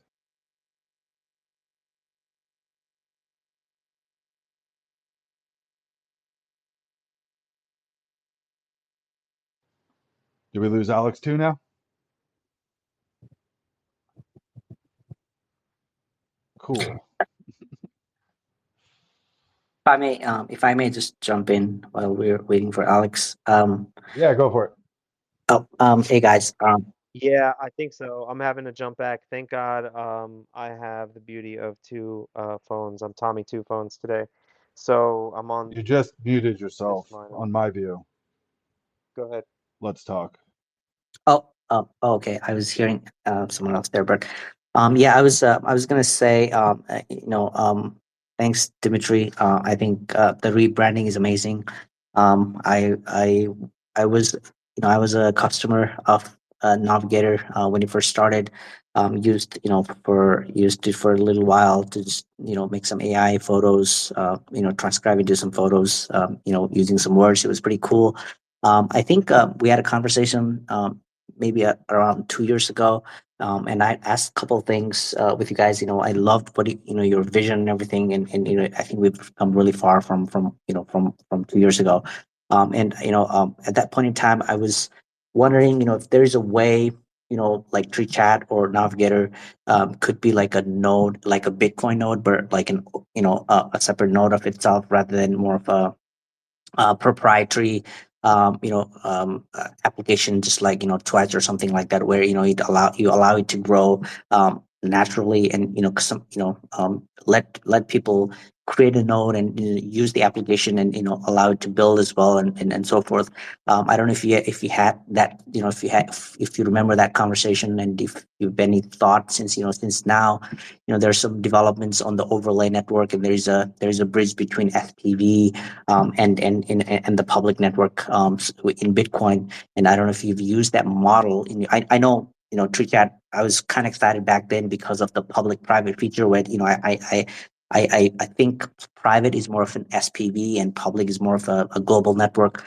So I don't know if you have created, if you had thought through that, and if if there's a way to apply that into this TreeChat application as well, just allow it to be its own overlay node. And if so, have you solved the incentive problem of allowing that node to grow itself? That was something that I wanted to ask. Yeah, so I think that so right now we're not our own node, and we it's just an iterative process, right? So, and what we build is really gonna is impacted by you guys. So, and we're actually gonna introduce ways of like maybe locking on features, for example, or locking on conversations about what we should build next, how we should structure our development. These are the kinds of things that we'll be able to do, including like we can do like bounties, things like that. So it's really going to depend on the audience to a large extent about which direction we go. So obviously, first of all, thanks for using the tool, and obviously you have this desire for it to go in this direction, and we're gonna have governance mechanisms on the blockchain using locking, using other financial incentives that are kind of drive the direction here. So that's what I would say is we're gonna rely on your feedback essentially and user feedback. But what I will add is that, ideologically, what we want to be, uncensorable on the blockchain, published forever. So, if the features that people request align with that, then obviously, and that aligns with our vision, then obviously we're going to be more likely to do it. Yeah, perfect. The reason I asked is because, like something like Twitch, um, you know, um, um, I feel like there's a way you could incentivize for instead of making it proprietary, incentivize so that anybody anybody can fire up a node for that and just be able to provide service and and just like the mining community, have a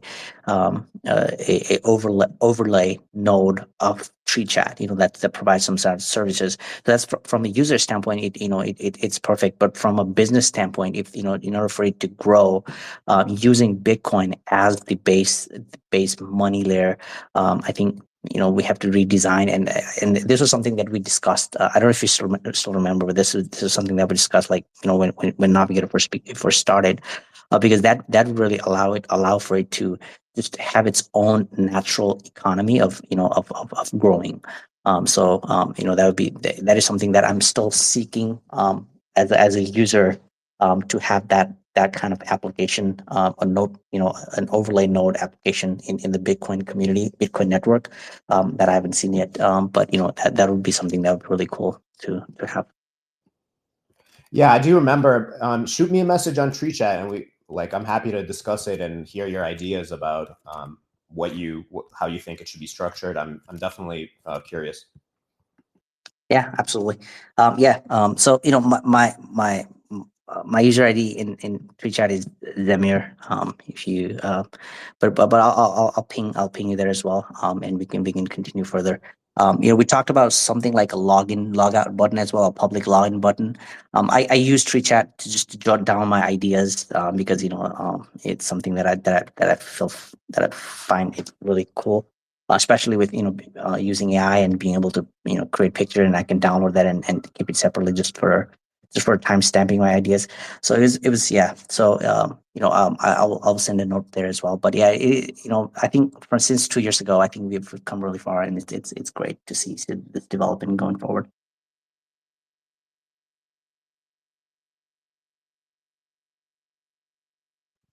Awesome. Can you guys I hear know me? Alex was having a little bit of technical difficulty. I'm not sure if he's back with us yet. I am. Sort of. Can you hear me here? I'm going to take that as Mic a check. no. He So is back, Dimitri, we covered a actually. lot of. He is back. I Oh, think you it's can't just me hear that him, can't Zach. hear him. Yeah. Cool. I'll drop down and come back up, Alex. Oh man, that's funny. All right. Hopefully you guys can hear me. I had to switch over to the CoinGeek account, but yeah, thank you guys for bearing with us through the technical issues. Twitter gets glitchy sometimes. I'll never call it X, but I appreciate TreeChat.ai as a application that is utilizing blockchain, that is striving to improve the lives of its users. I appreciate Zach Wins, who is hopping back up here. And you see, like, I didn't even have to press anything. That's like Twitter's weird. You automatically get to hop back up when you like were the co-host, I guess. But it wasn't working with my account. But Crypto Spartacus was up here. We'll see if we can get him back up. Ruth is on the stage, and Let's Talk Bitcoin has questions for Tree Chat that we are asking. If you have questions about anything related to blockchain or Tree Chat or AI, feel free to hop up on stage and join us. There's some people who would normally be here that are talking about other things related to politics and trials and court and idol figures, but we are talking about the most interesting things, which is how to utilize blockchain, right?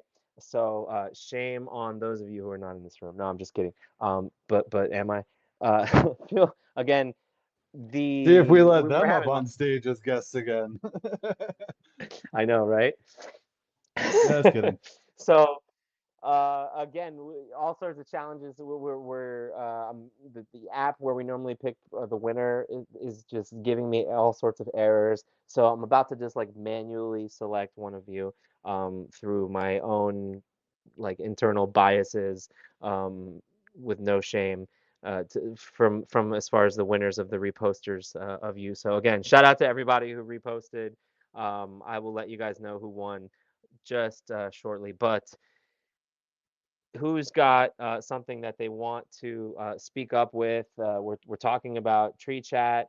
Again, I'm looking forward to diving further into it.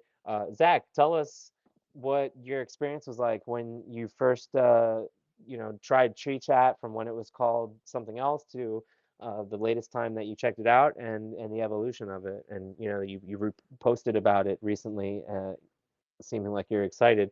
Have you been playing with it? Is it going to be the next Twitch or the next X? Oh man, see, I said it. I don't think that's really what it's meant to do. Um, However, what I will say is I didn't quite get it when I first started to use the idea. Um, Maybe it was because of the name, maybe it was because of the UI, I'm not sure. But I think it makes a lot of sense now, just in the way that it's being used, but also in the way that it's being described. So Dimitri mentioned that he wanted to get it to a certain place before they started doing marketing this time around. And I think that was a worthwhile endeavor. Like we've gone through some of that same iterative process in my company, and sometimes the feature release just isn't exciting enough in those iterations, and you got to wait for a few of them to come together so that they kind of work together in order to present that. And I think what I saw in that video, and the reason I reposted it, the one that you saw, number one is because they sent it to me, so it's easy for me to find. But number two is just specifically because you can see in like 45 seconds or so how easy it is to use the application and where there's value in placing stuff on the blockchain. When I first started using it, I don't believe locking had even been invented yet as a primitive. And I keep using the word primitive when we describe locking because I like the idea of locking to mint things, but really locking is a primitive. It's like a foundational tool that you can use to do a whole bunch of other things. Love the idea of HODL Locker, being able to apply your opportunity cost, give up your opportunity cost in order to raise the visibility of some content. So I'm really excited that's coming back with a much better user interface and an easier way to use the application in Tree Chat. I was, rather disappointed that we lost this user interface, or this interface to that sort of content curation, as Relay stopped being able to log in. So getting back to that through something that clearly has a strong team and is looking to build something independently of these other applications is incredibly exciting. That said, I think people, rather than having to listen to us use it, have to go and kind of touch it and play with it themselves, because that's, even in the 45 seconds that you see, a lot of what you can do. It doesn't really start to become truly valuable to you until you start to link information, that knowledge that you want to be linked together. And, you can look at other people to kind of curate content in that way, but none of that is more impactful than when you do it for yourself. So I'd encourage everybody listening to just go try it, right? It's not hard. There's nothing to be scared of. You don't have to worry about jumping through hoops here or there. Just go for it.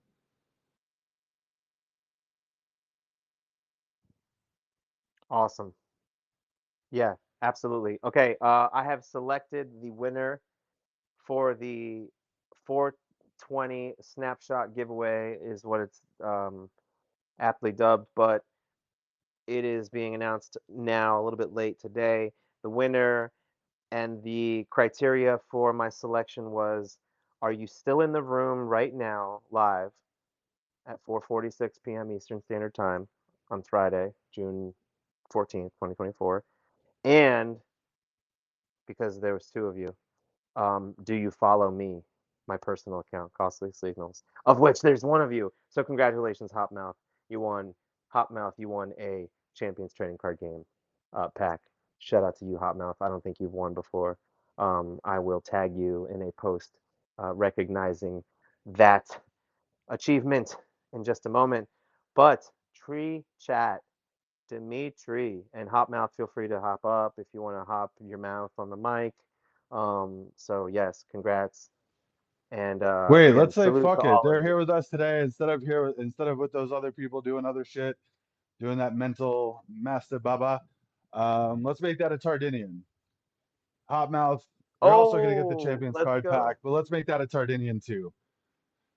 Boom, boom, boom. Ooh, I love it. Boom, bam. You're getting an extra bonus giveaway. There you go. Shout out to you. I haven't even checked the comments to see if there's somebody, but shout out to Bridget. She put a nice post about Tree Chat explaining PKM. And it's a social network from which an information market emerges. So that's something you mentioned, Dimitri, like an information market. Can you elaborate a little bit on that?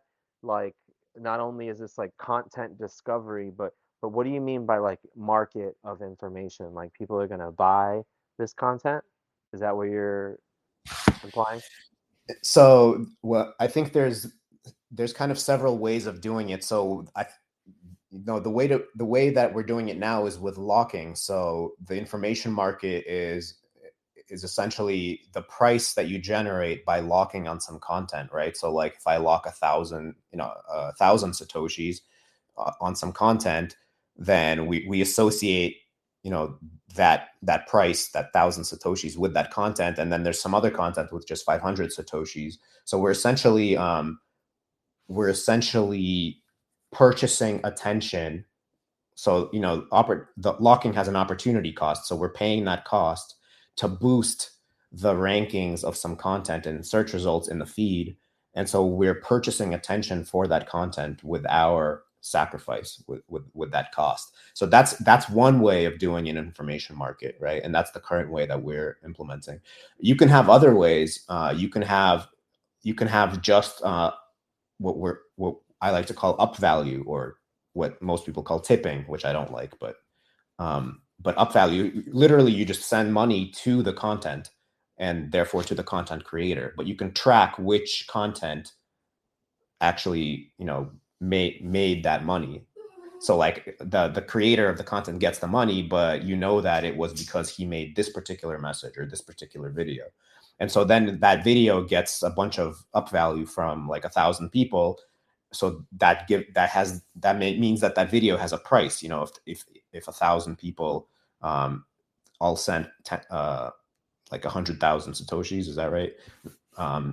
No, let's say if 1,000 people sent 1,000 satoshis, then that's 1,000,000 satoshis for that piece of content. Well, that content is going to be ranked higher than something that got like 500 satoshis. So that's what I mean by information market. And there's other things. There's other ways you can do it. It's basically anytime you associate money with some content, you can use that as a ranking in an algorithm for what people are seeing. You can imagine bounties. Bounties is another way. So for example, I might incentivize the creation of content that doesn't exist yet. So for example, I might start a thread and say, make me a bunch of BSV memes, or post a bunch of BSV memes, and I will actually lock money in that thread that is promised to be spent in the replies, right? So I say like, I lock like a Bitcoin in a thread, and everyone can see this, and I say, post your best BSV memes. I can only spend the money in that thread. So when I spend that money, all of that content actually also gets a price. So when I say an information market or a meme market, I mean that we associate a price with content to rank it, to direct attention to it. And so what we're going to do is we're going to have another way of saying it is an attention market, right? It's we let in a decentralized manner, everyone, all the users, decide via price signal about what we should all collectively be looking at. That's really the power of the idea market, or the meme market. That's I have all. a comment. I have a comment on that or question. So when you talk about locking, locking some satoshis on a content, how do they get unlocked, or who owns those locked, the locked satoshis? Once it's locked, and is there a way to unlock them? Anyhow. Yeah, so you lock them for some period of time, and they unlock automatically after that period of time. So if like, you can actually set the amount of time that you lock. You set both the amount and the period of time. So for example, I think by default right now it's I think it's like, well, let me double check, but I think it's like 100,000 satoshis locked for 100 blocks.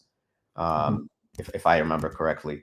So that's the default, but you can set it to whatever you want. So, that when you look at the blockchain, you actually see, like, you see the transaction that locks the amount, and you see a reference to the content that is being locked on. So everything is written to the blockchain. So you can imagine, like, what we're doing. I'm going to use this to segue into to expand on what I mentioned earlier, which is like the fact that we're actually publishing on the public blockchain is very significant. I think it's like, we kind of, I undersell it in my own mind, but essentially you have a permanent record of some piece of information for forever, as long as the BSV blockchain survives. So you can imagine, like, 1,000 years from now, historians studying our civilization, and they're going to be like, what did these people care about? What were they writing about? What were they posting about? What was important to them? What ideas were important to them? But the thing is, it's exactly the same problem we face today. It's, if we post like 1 billion pieces of content, what are the historians going to focus on? And when we lock, we're literally writing a decentralized history. It's like we're literally communicating into the future what was important to us in a permanent record. And so you think about, like, they say that winners write the history is written by the winners. Well, it's much better, in my opinion, for history to be written in a decentralized manner, right? Where we let the market, again, using a price signal, decide which history is being written in a decentralized manner without censorship. And we're literally writing our history right now because we're publishing on a public blockchain in an uncensorable way. And I think it's just like, if you project it out 1,000 years, it's quite significant. I think that's a great idea. Along those lines of, like, stability of, when we talk about price and the value of any notes or content, what do you think about, it's like a stable value, versus, so, what I mean. So, like, there's quite importance of providing a stable value for any content, rather than, putting a higher or lower price. So is there like something like one sat, which is a stable, Satoshi for any content. So imagine having a one sat value for any content that you put in there, in the platform. But also, once it's locked, somehow there is an ability for someone else to solve that locking. So, for example, I think I put this as one of the posts in Navigator, or to chat, about a login and logout button. So something like a yin and a yang, right? So there's a login button that locks some value into this box, and then there's an unlock, which is a logout button. But it is not tied to the same person. So, for example, if I do a login, and lock some satoshis, it doesn't have to be me doing a logout, but any other person can do a logout and still be able to earn that satoshi. So, for example, there's a login, there's a lock in, and there's a logout. So what I'm trying to imply here is, basically, it allows for to keep a relation between a private public relationship. So it becomes more of a fast growing system, But that would also require some pricing. But I think stable pricing would really value that. So I don't know if you following what I'm trying to say, but it would be really amazing to have that stable value in the content and lock those contents using those stable value, but also allowing those unlocking for anybody else to just solve that problem and lock it and on those satoshis.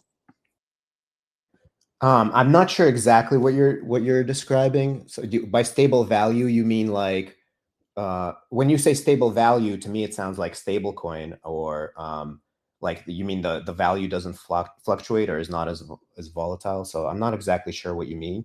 Yep. So, for example, any content in the platform has a stable value. So rather than like you said, up value or down value. I mean, there's no down value, but up value, where you allow some content to have more importance than the other one.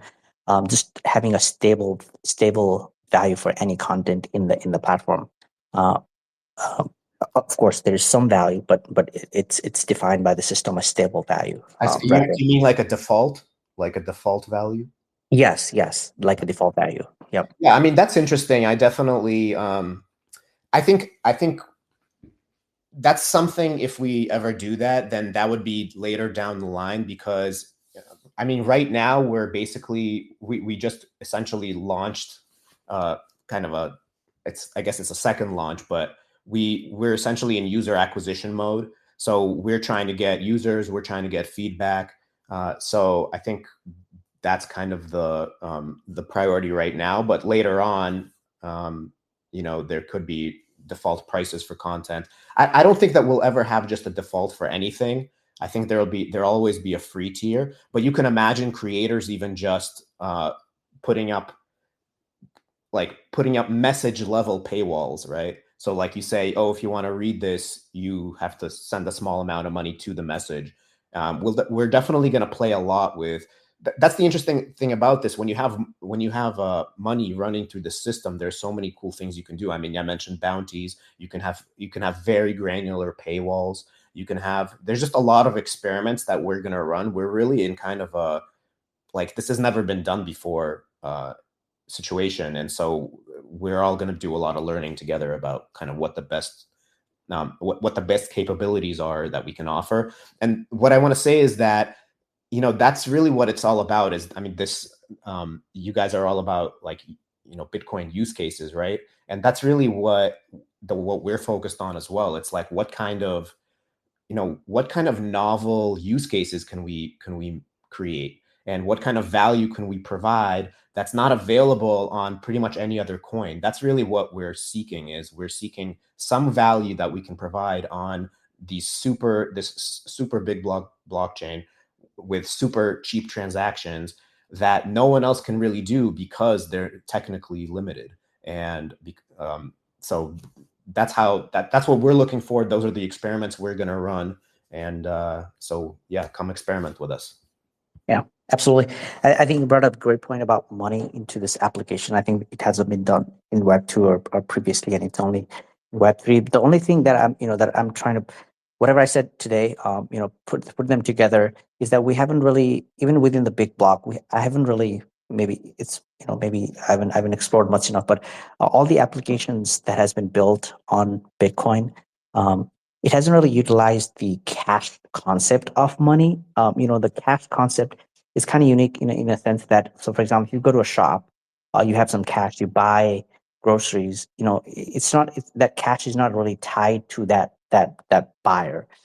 So in Web 2 you had to do that, but in Web 3 you really don't have to do that. You really can do a cash buy or cash, using cash and flow this cash money into the applications, and not really have to tie to a user or any application, so that so that hasn't really been unleashed. And that is why I feel like when we talked about, when you and I had a chat a long time ago, your visions and your ideas were kind of like perpetuating with along those lines of maybe this application is something that can utilize that cash concept of not really tying any user or application to money. So I think that's why I was bringing all these points up. But yeah, this is, I mean, so far it's great. I hope to see more development on this and more growth. Thank you for being here today. Yeah, thank you for being an early adopter, and thank you for your feedback. And we're thinking about that. We're thinking about again, one of the things that is so interesting about Bitcoin SV as opposed to Bitcoin Core is that Bitcoin Core is unless they change something, they're always going to have a layer 2. And the promise to me of Bitcoin SV is that you're essentially trading. You can be on layer 1. That's the promise. Is that and Bitcoin Core has a lot of advantages over the fiat system. So it's not like we don't have to totally hate on them or anything. And in fact, I support a lot of the stuff that they're doing. But what they're not doing is they are not trading the reserve asset. They're not going to be able to trade the reserve asset. So they have what's called a hierarchical money. I don't know if like our fiat system is hierarchical money, right? There's treasuries at the top, and then like we have like deposit accounts at the bank, which is not really ours. So everyone has a layer 2, and this is the first system where you can actually cheaply transact with the reserve asset, which when you play that out, that's actually very exciting.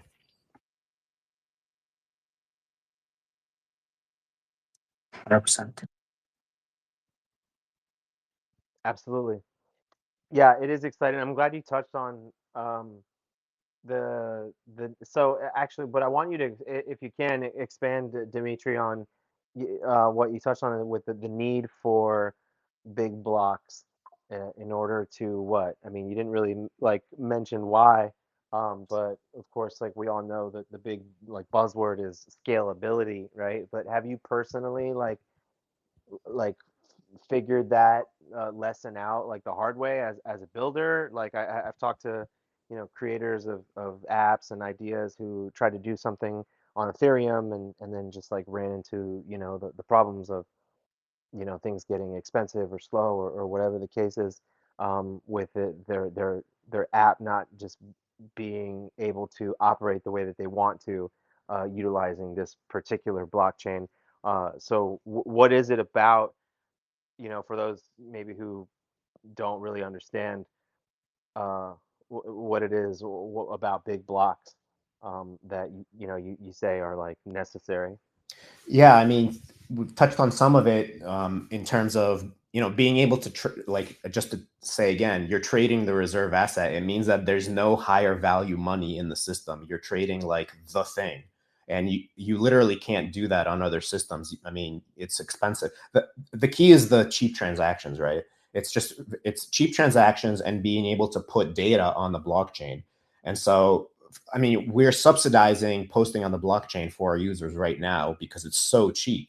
Like we wouldn't be able to do that if we didn't have big blocks.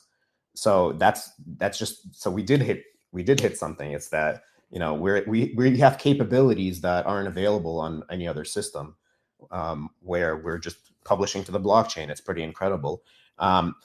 So then locking is another great example.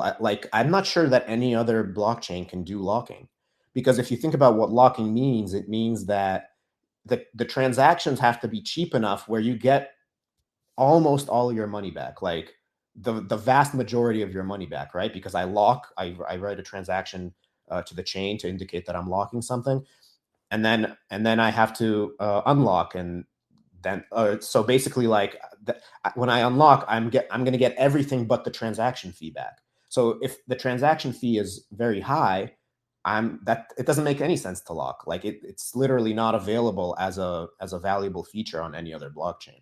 So and locking, I agree with Zach. It is a kind of primitive that's going to be used quite a bit. I think going forward, and probably we're going to come up with new ways to do it, but it's just not possible on other blockchains because, again, you're giving up the fee, and if the fee is high, you're not going to lock.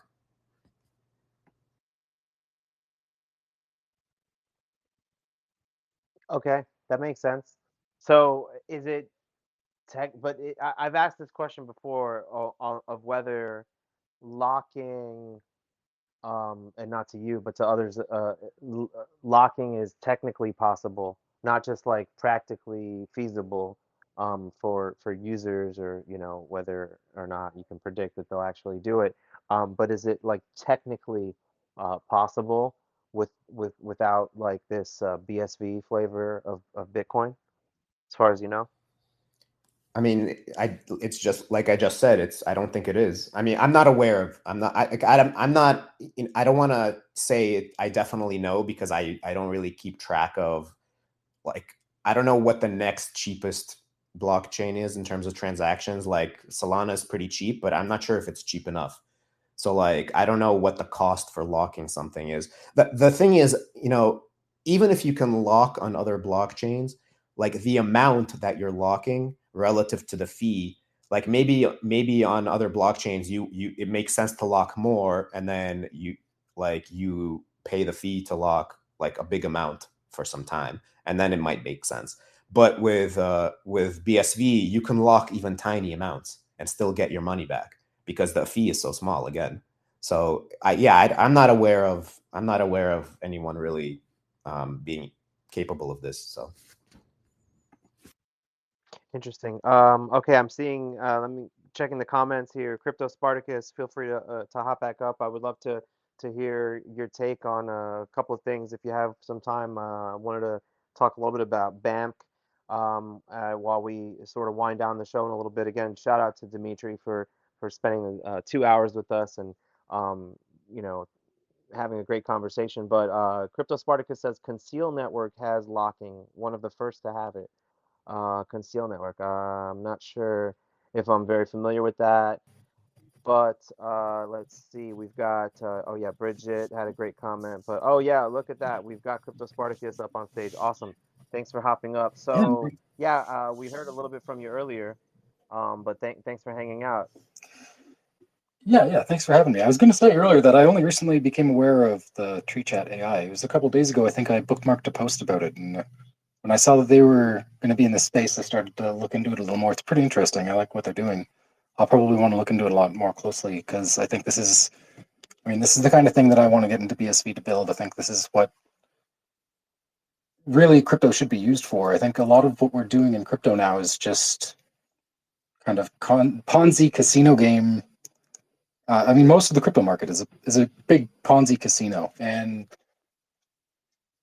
I think that now that development is starting to happen on Bitcoin again, that people are figuring out that you can do more with Bitcoin than just using it as money, that you can do interesting things with it on top of that the use case goes beyond money.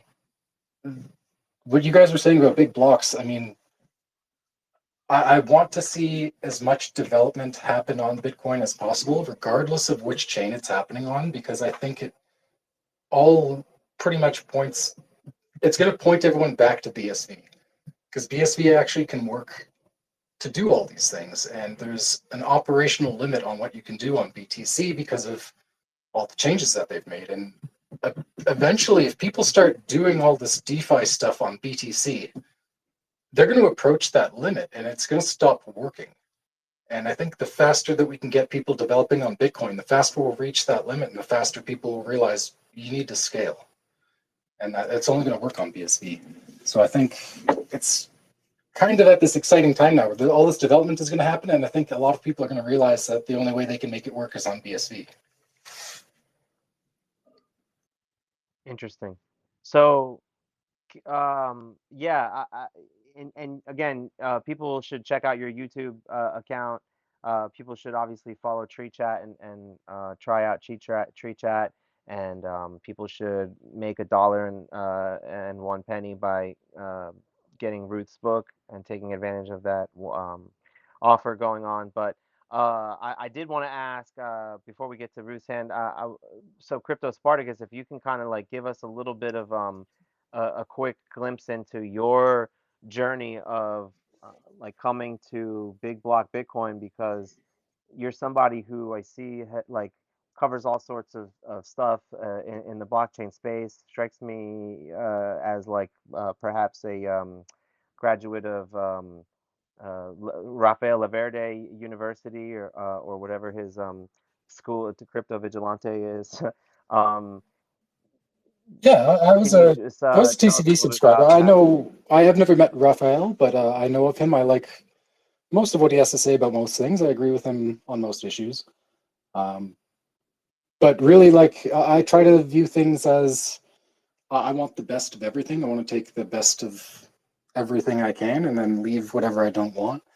And I think there's a lot of different things that are happening in crypto. Some of it's good, some of it's bad, but eventually the cream rises to the top. And the things that work are going to be the things that actually survive. A lot of people are drawn to whatever is shiny and new, and then it might not actually work. But the things that work are what's going to stick around the long term.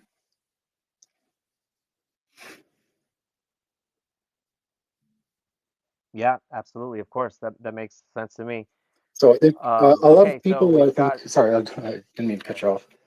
A bunch of the BSV people were wondering why I was so interested in what's going on with BAMC.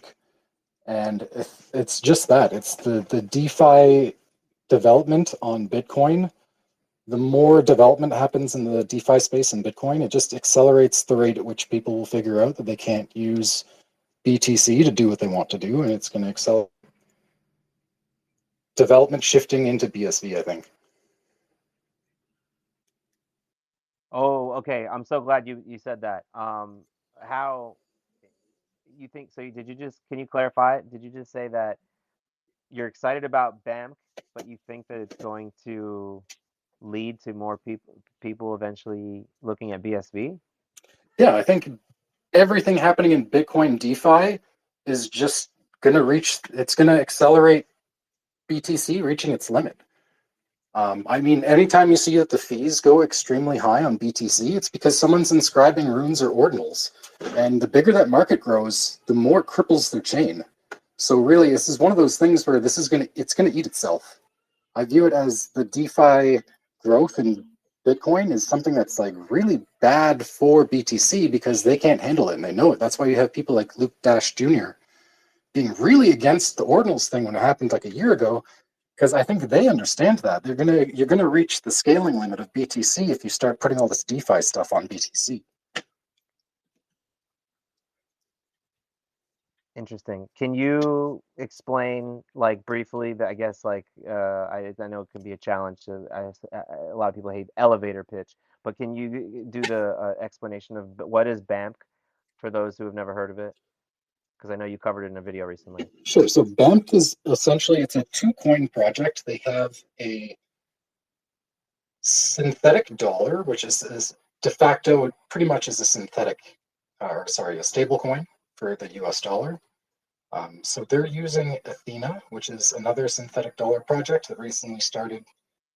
They've grown to like multiple billions of dollars in like 6 months. They're like one of the top projects now. But they're essentially using Athena's stable dollars to back their own stable asset, which is MUSD. So every MUSD is backed 1-to-1 with the Athena stable dollar or synthetic dollar. But what they're doing is if you hold their stable coin, the NUSD, they're paying out interest in a meme coin called BAMC. So they have this really high interest rate. And it's kind of a clever change on what Terra Luna did, where Terra Luna was paying out this high interest rate that wasn't really sustainable.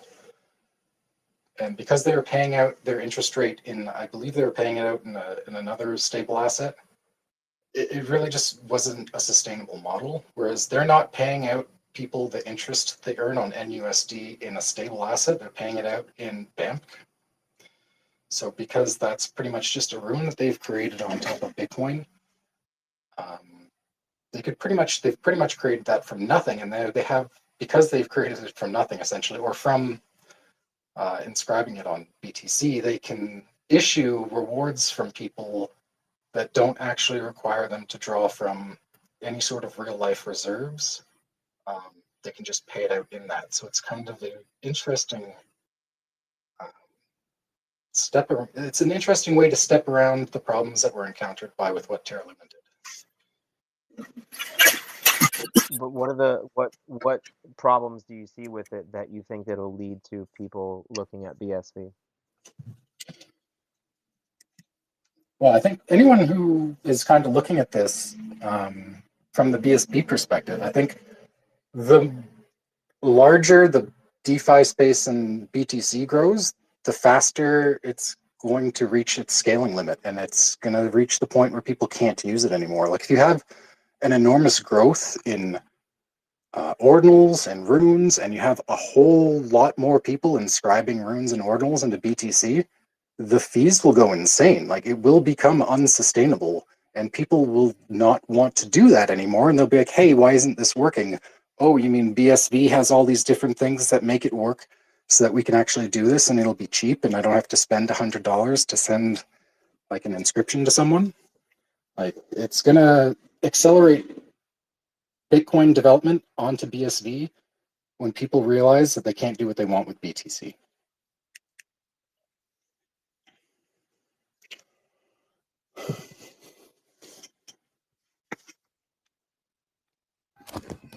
Alex, I agree with all of that, but I just want to say I have to go because my daughter just got home. But I want to thank everyone for taking the time to listen to me, and thanks to CoinGeek and Alex and Zach, and Ruth. So thanks, guys.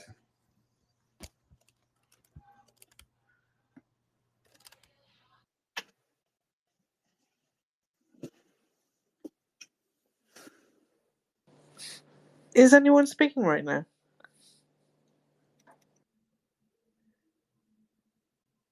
No, I think you can go ahead, Ruth. Oh, great. Okay. Crypto Spartacus, I just want to say I love your videos. I really enjoy watching them. And I was just going to ask you what format you're tracing your path, your journey into programming is going to take. Like, are you going to be doing tutorials, or are you just going to be showing your own progress? Any ideas? Yeah, I mean, I just looking through what other people have done, it seems like there's a lot of people that want to teach people this kind of thing online, but by selling them a course. I don't really want to do that. I want to help as many other people who want to learn to develop and don't really have any background in developing. So really, I want my channel to turn into like a free resource for anyone who wants to do the same thing I'm doing. If you want to learn to develop on BSV, follow me, and you can kind of, I don't know, chat with me, discuss what you're learning, what I'm learning. Maybe I'll start like a Telegram channel to go along with that. Anyone who wants to join in. It's not going to be something that I'm doing for money. Even my YouTube channel, I just kind of put out videos here or there just to say things that I think need to be said. It's not really something I'm trying to monetize.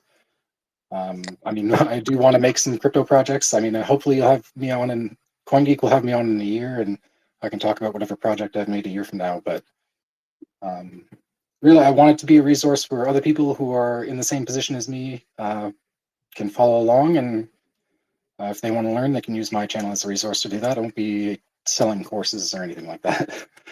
Well, that's fantastic, because I am one of those people. Like, I know HTML and JavaScript, and that's about it. So I would love to learn how to write to chain. So I'll be following, definitely.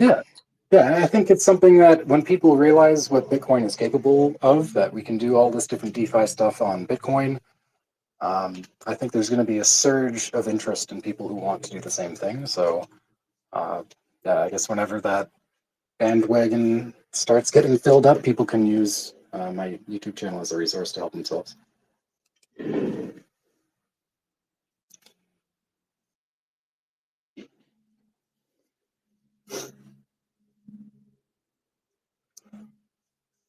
Have our hosts disappeared?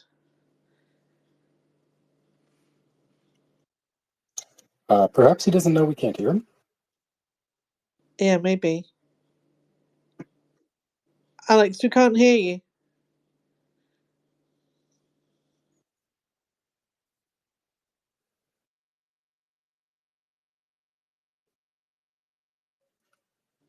It's really I mean, shady tonight. if I'm the only one that can be heard, I'll keep talking if you like. Yeah, do.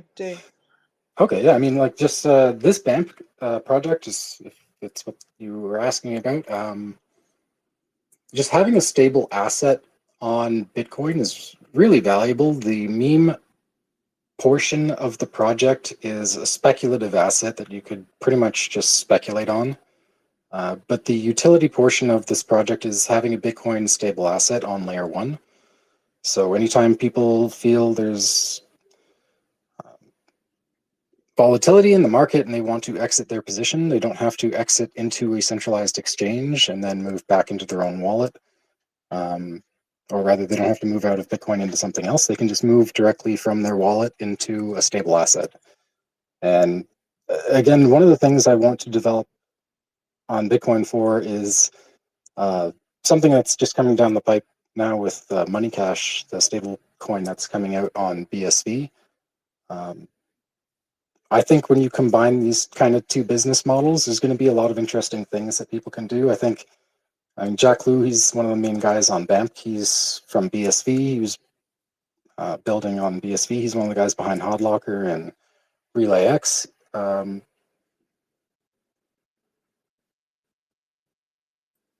He found a very clever model here with using essentially a speculative meme token to pay out interest. And Right. I think I'm it's a gonna model that can be just applied in different interject. ways to different industries. Crypto's boxes. Can I just sort of jump in there? It troubles me when I hear about it paying out interest because I remember BitConnect. Right. Yeah. I mean, and so far what you're describing has sort of echoes of that to me. Are you satisfied that it's different? Yeah. See, the thing that makes it different is they're not paying out, like you're paying out interest in something other than the real world asset. And I think that's what makes this a sustainable model, is because essentially they're not going to be in a position where they owe money to anyone that they can't pay back. They're going to always be in a position where they're doling out a speculative asset that they've created from nothing. And really, like the meme coin,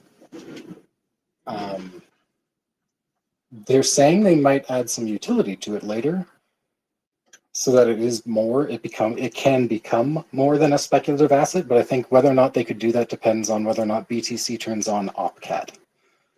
So different opcode that needs to be enabled for them to make the meme coin more than just a meme coin. Yeah, and it's something that it can be applied in other ways. So I think one of the things that I've been thinking of when I first saw this idea was that you could apply this in a certain way to other industries or other places, and it can actually become a way to eliminate banks. Because if you have a stable asset that is secure and reliable, and let's say long term, there is no risk of NUSD collapsing due to anything that happened like with Terra Luna, where it loses its peg and collapses somehow. If it can keep its peg, just the ability to move in and out of Bitcoin native on layer 1 is just an enormously valuable thing. And if you can find a way to make that work for people instead of working for the developers of the project, I think there's lots of interesting ways and iterations of what they've done that will decentralize business. There's a few specific ideas that I have. I don't really want to say too much because I'm speaking with other people about working on them right now, but it's just the business model, or the model that they've created around having two tokens, and one of which is just a speculative asset. The speculative asset pretty much preserves their utility token. It kind of protects them because they're not having to pay out in a real world asset. They're paying out in a speculative asset. So that's pretty much what differentiates it from Terra Luna. Will you then be able to convert back from the speculative asset back into your original coin? Interesting. Okay. Yeah. No. First of all, can you guys hear me? You can now. Yes. Mic check. Can you hear me? Oh man. Yes, I can. Yeah. You can hear me. Okay. Good. Okay, sorry for the technical issues. Like twitter.com really just kind of sucks sometimes, guys. So appreciate you bearing with us. Bringing back up Let's Talk Bitcoin. And this is the last call for anybody who wants to step up as we are about to wind down. And I really appreciate Ruth and Crypto Spartacus helping carry the conversation as I was, working with 2 different accounts and still struggling to get my voice heard through this live space. But again, Ruth and Crypto Spartacus are surprise special guests. And thank you so much to Dimitri from Tree Chat. And of course, Zach, our co-host, who both had to drop off. But this is 2.5 hours. We don't always go this long. So the real ones are still in the house, and Let's Talk Bitcoin is back in the house. So what is on your mind, Senor Guy Fawkes Mask? Let's Talk Bitcoin. Oh, no, I was just sorry, I was on and off. I was just listening earlier. I really don't have anything right now, but yeah, I'll continue listening. All good. Yeah. No. So we're talking about BAMC, the Bank of Nakamoto Dollar. They've got like this sort of combination of a utility token and a meme coin kind of in one package with this like stable coin narrative with the yield. And it's really interesting to me, particularly because it's on BTC and it's growing in market cap. So got the dogs that want to be let out of the room, and some of you might want to be let out of the room soon too. So we are going to go around for closing thoughts, final words as we wrap up the space. As my reminder, typically, it is Friday. Happy Friday. Get out there, touch some grass, get some sunlight, hug somebody you love. But yeah, the BAMC stuff, keep an eye on it. Tree Chat, take a look at it. And Crypto Spartacus, what else do you have to say? I don't know. I didn't really have a whole lot set out to say other than if you're someone who wants to learn to develop on BSV, you can follow my channel. And if you have any questions, I'll probably start a little Telegram group or something like that for other people who want to learn to develop on BSV. That's really what my YouTube channel is going to shift towards. It's all going to be about people who want to learn to develop on BSV, learn to develop on Bitcoin. So if you're interested in that, follow me there. Love it. I see you've got the V for Vendetta mask on yourself and your banner, and we've got Let's Talk Bitcoin with the PFP. So yeah, it's been a really great conversation. Check out Ruth's book, The Bitcoin Singularity. Follow Crypto Spartacus YouTube channel, one of the best YouTube channels in the space, especially ever since Joshua Hensley stopped posting, I think, lately. And thanks, Let's Talk Bitcoin, for hopping up and hanging out. Shout out to all of you guys. Happy Friday. Thanks again to Zach and Tree Chat, Dimitri. I'm really looking forward to playing with TreeChat.ai a little bit more. It's web-based. You don't have to download anything. You can log in with your Panda wallet. Oh no, the cool kids called it Yours Wallet these days. So it's Yours Wallet. You can log in. It's apparently a social network plus productivity tool plus everything of your wildest dreams is TreeChat.ai. So shout out to Hotmouth for winning the super bonus prize. Hit us up on the DM. Me and Champions will make sure you get your on-chain assets. So you guys, we had a rival space of people again talking about all sorts of drama, who are normally our friends that would be hanging out with us talking about all this kind of like drama. But we're talking about the real stuff. And those of you who are here, shout out to you. I will remember. I will remember. We're taking notes. We're making a list and checking it twice. So anyway, let's go around the room one more time. If anybody else wants to chime in with any closing thoughts, we'll find our final words before I take us away with some vibes and tunes. Thanks again, everybody.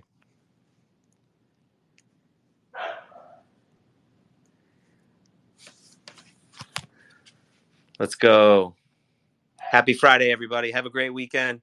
Thanks again.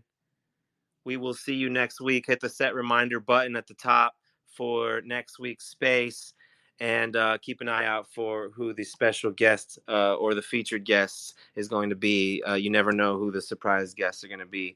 Again, salute to all of you, and we'll see you soon.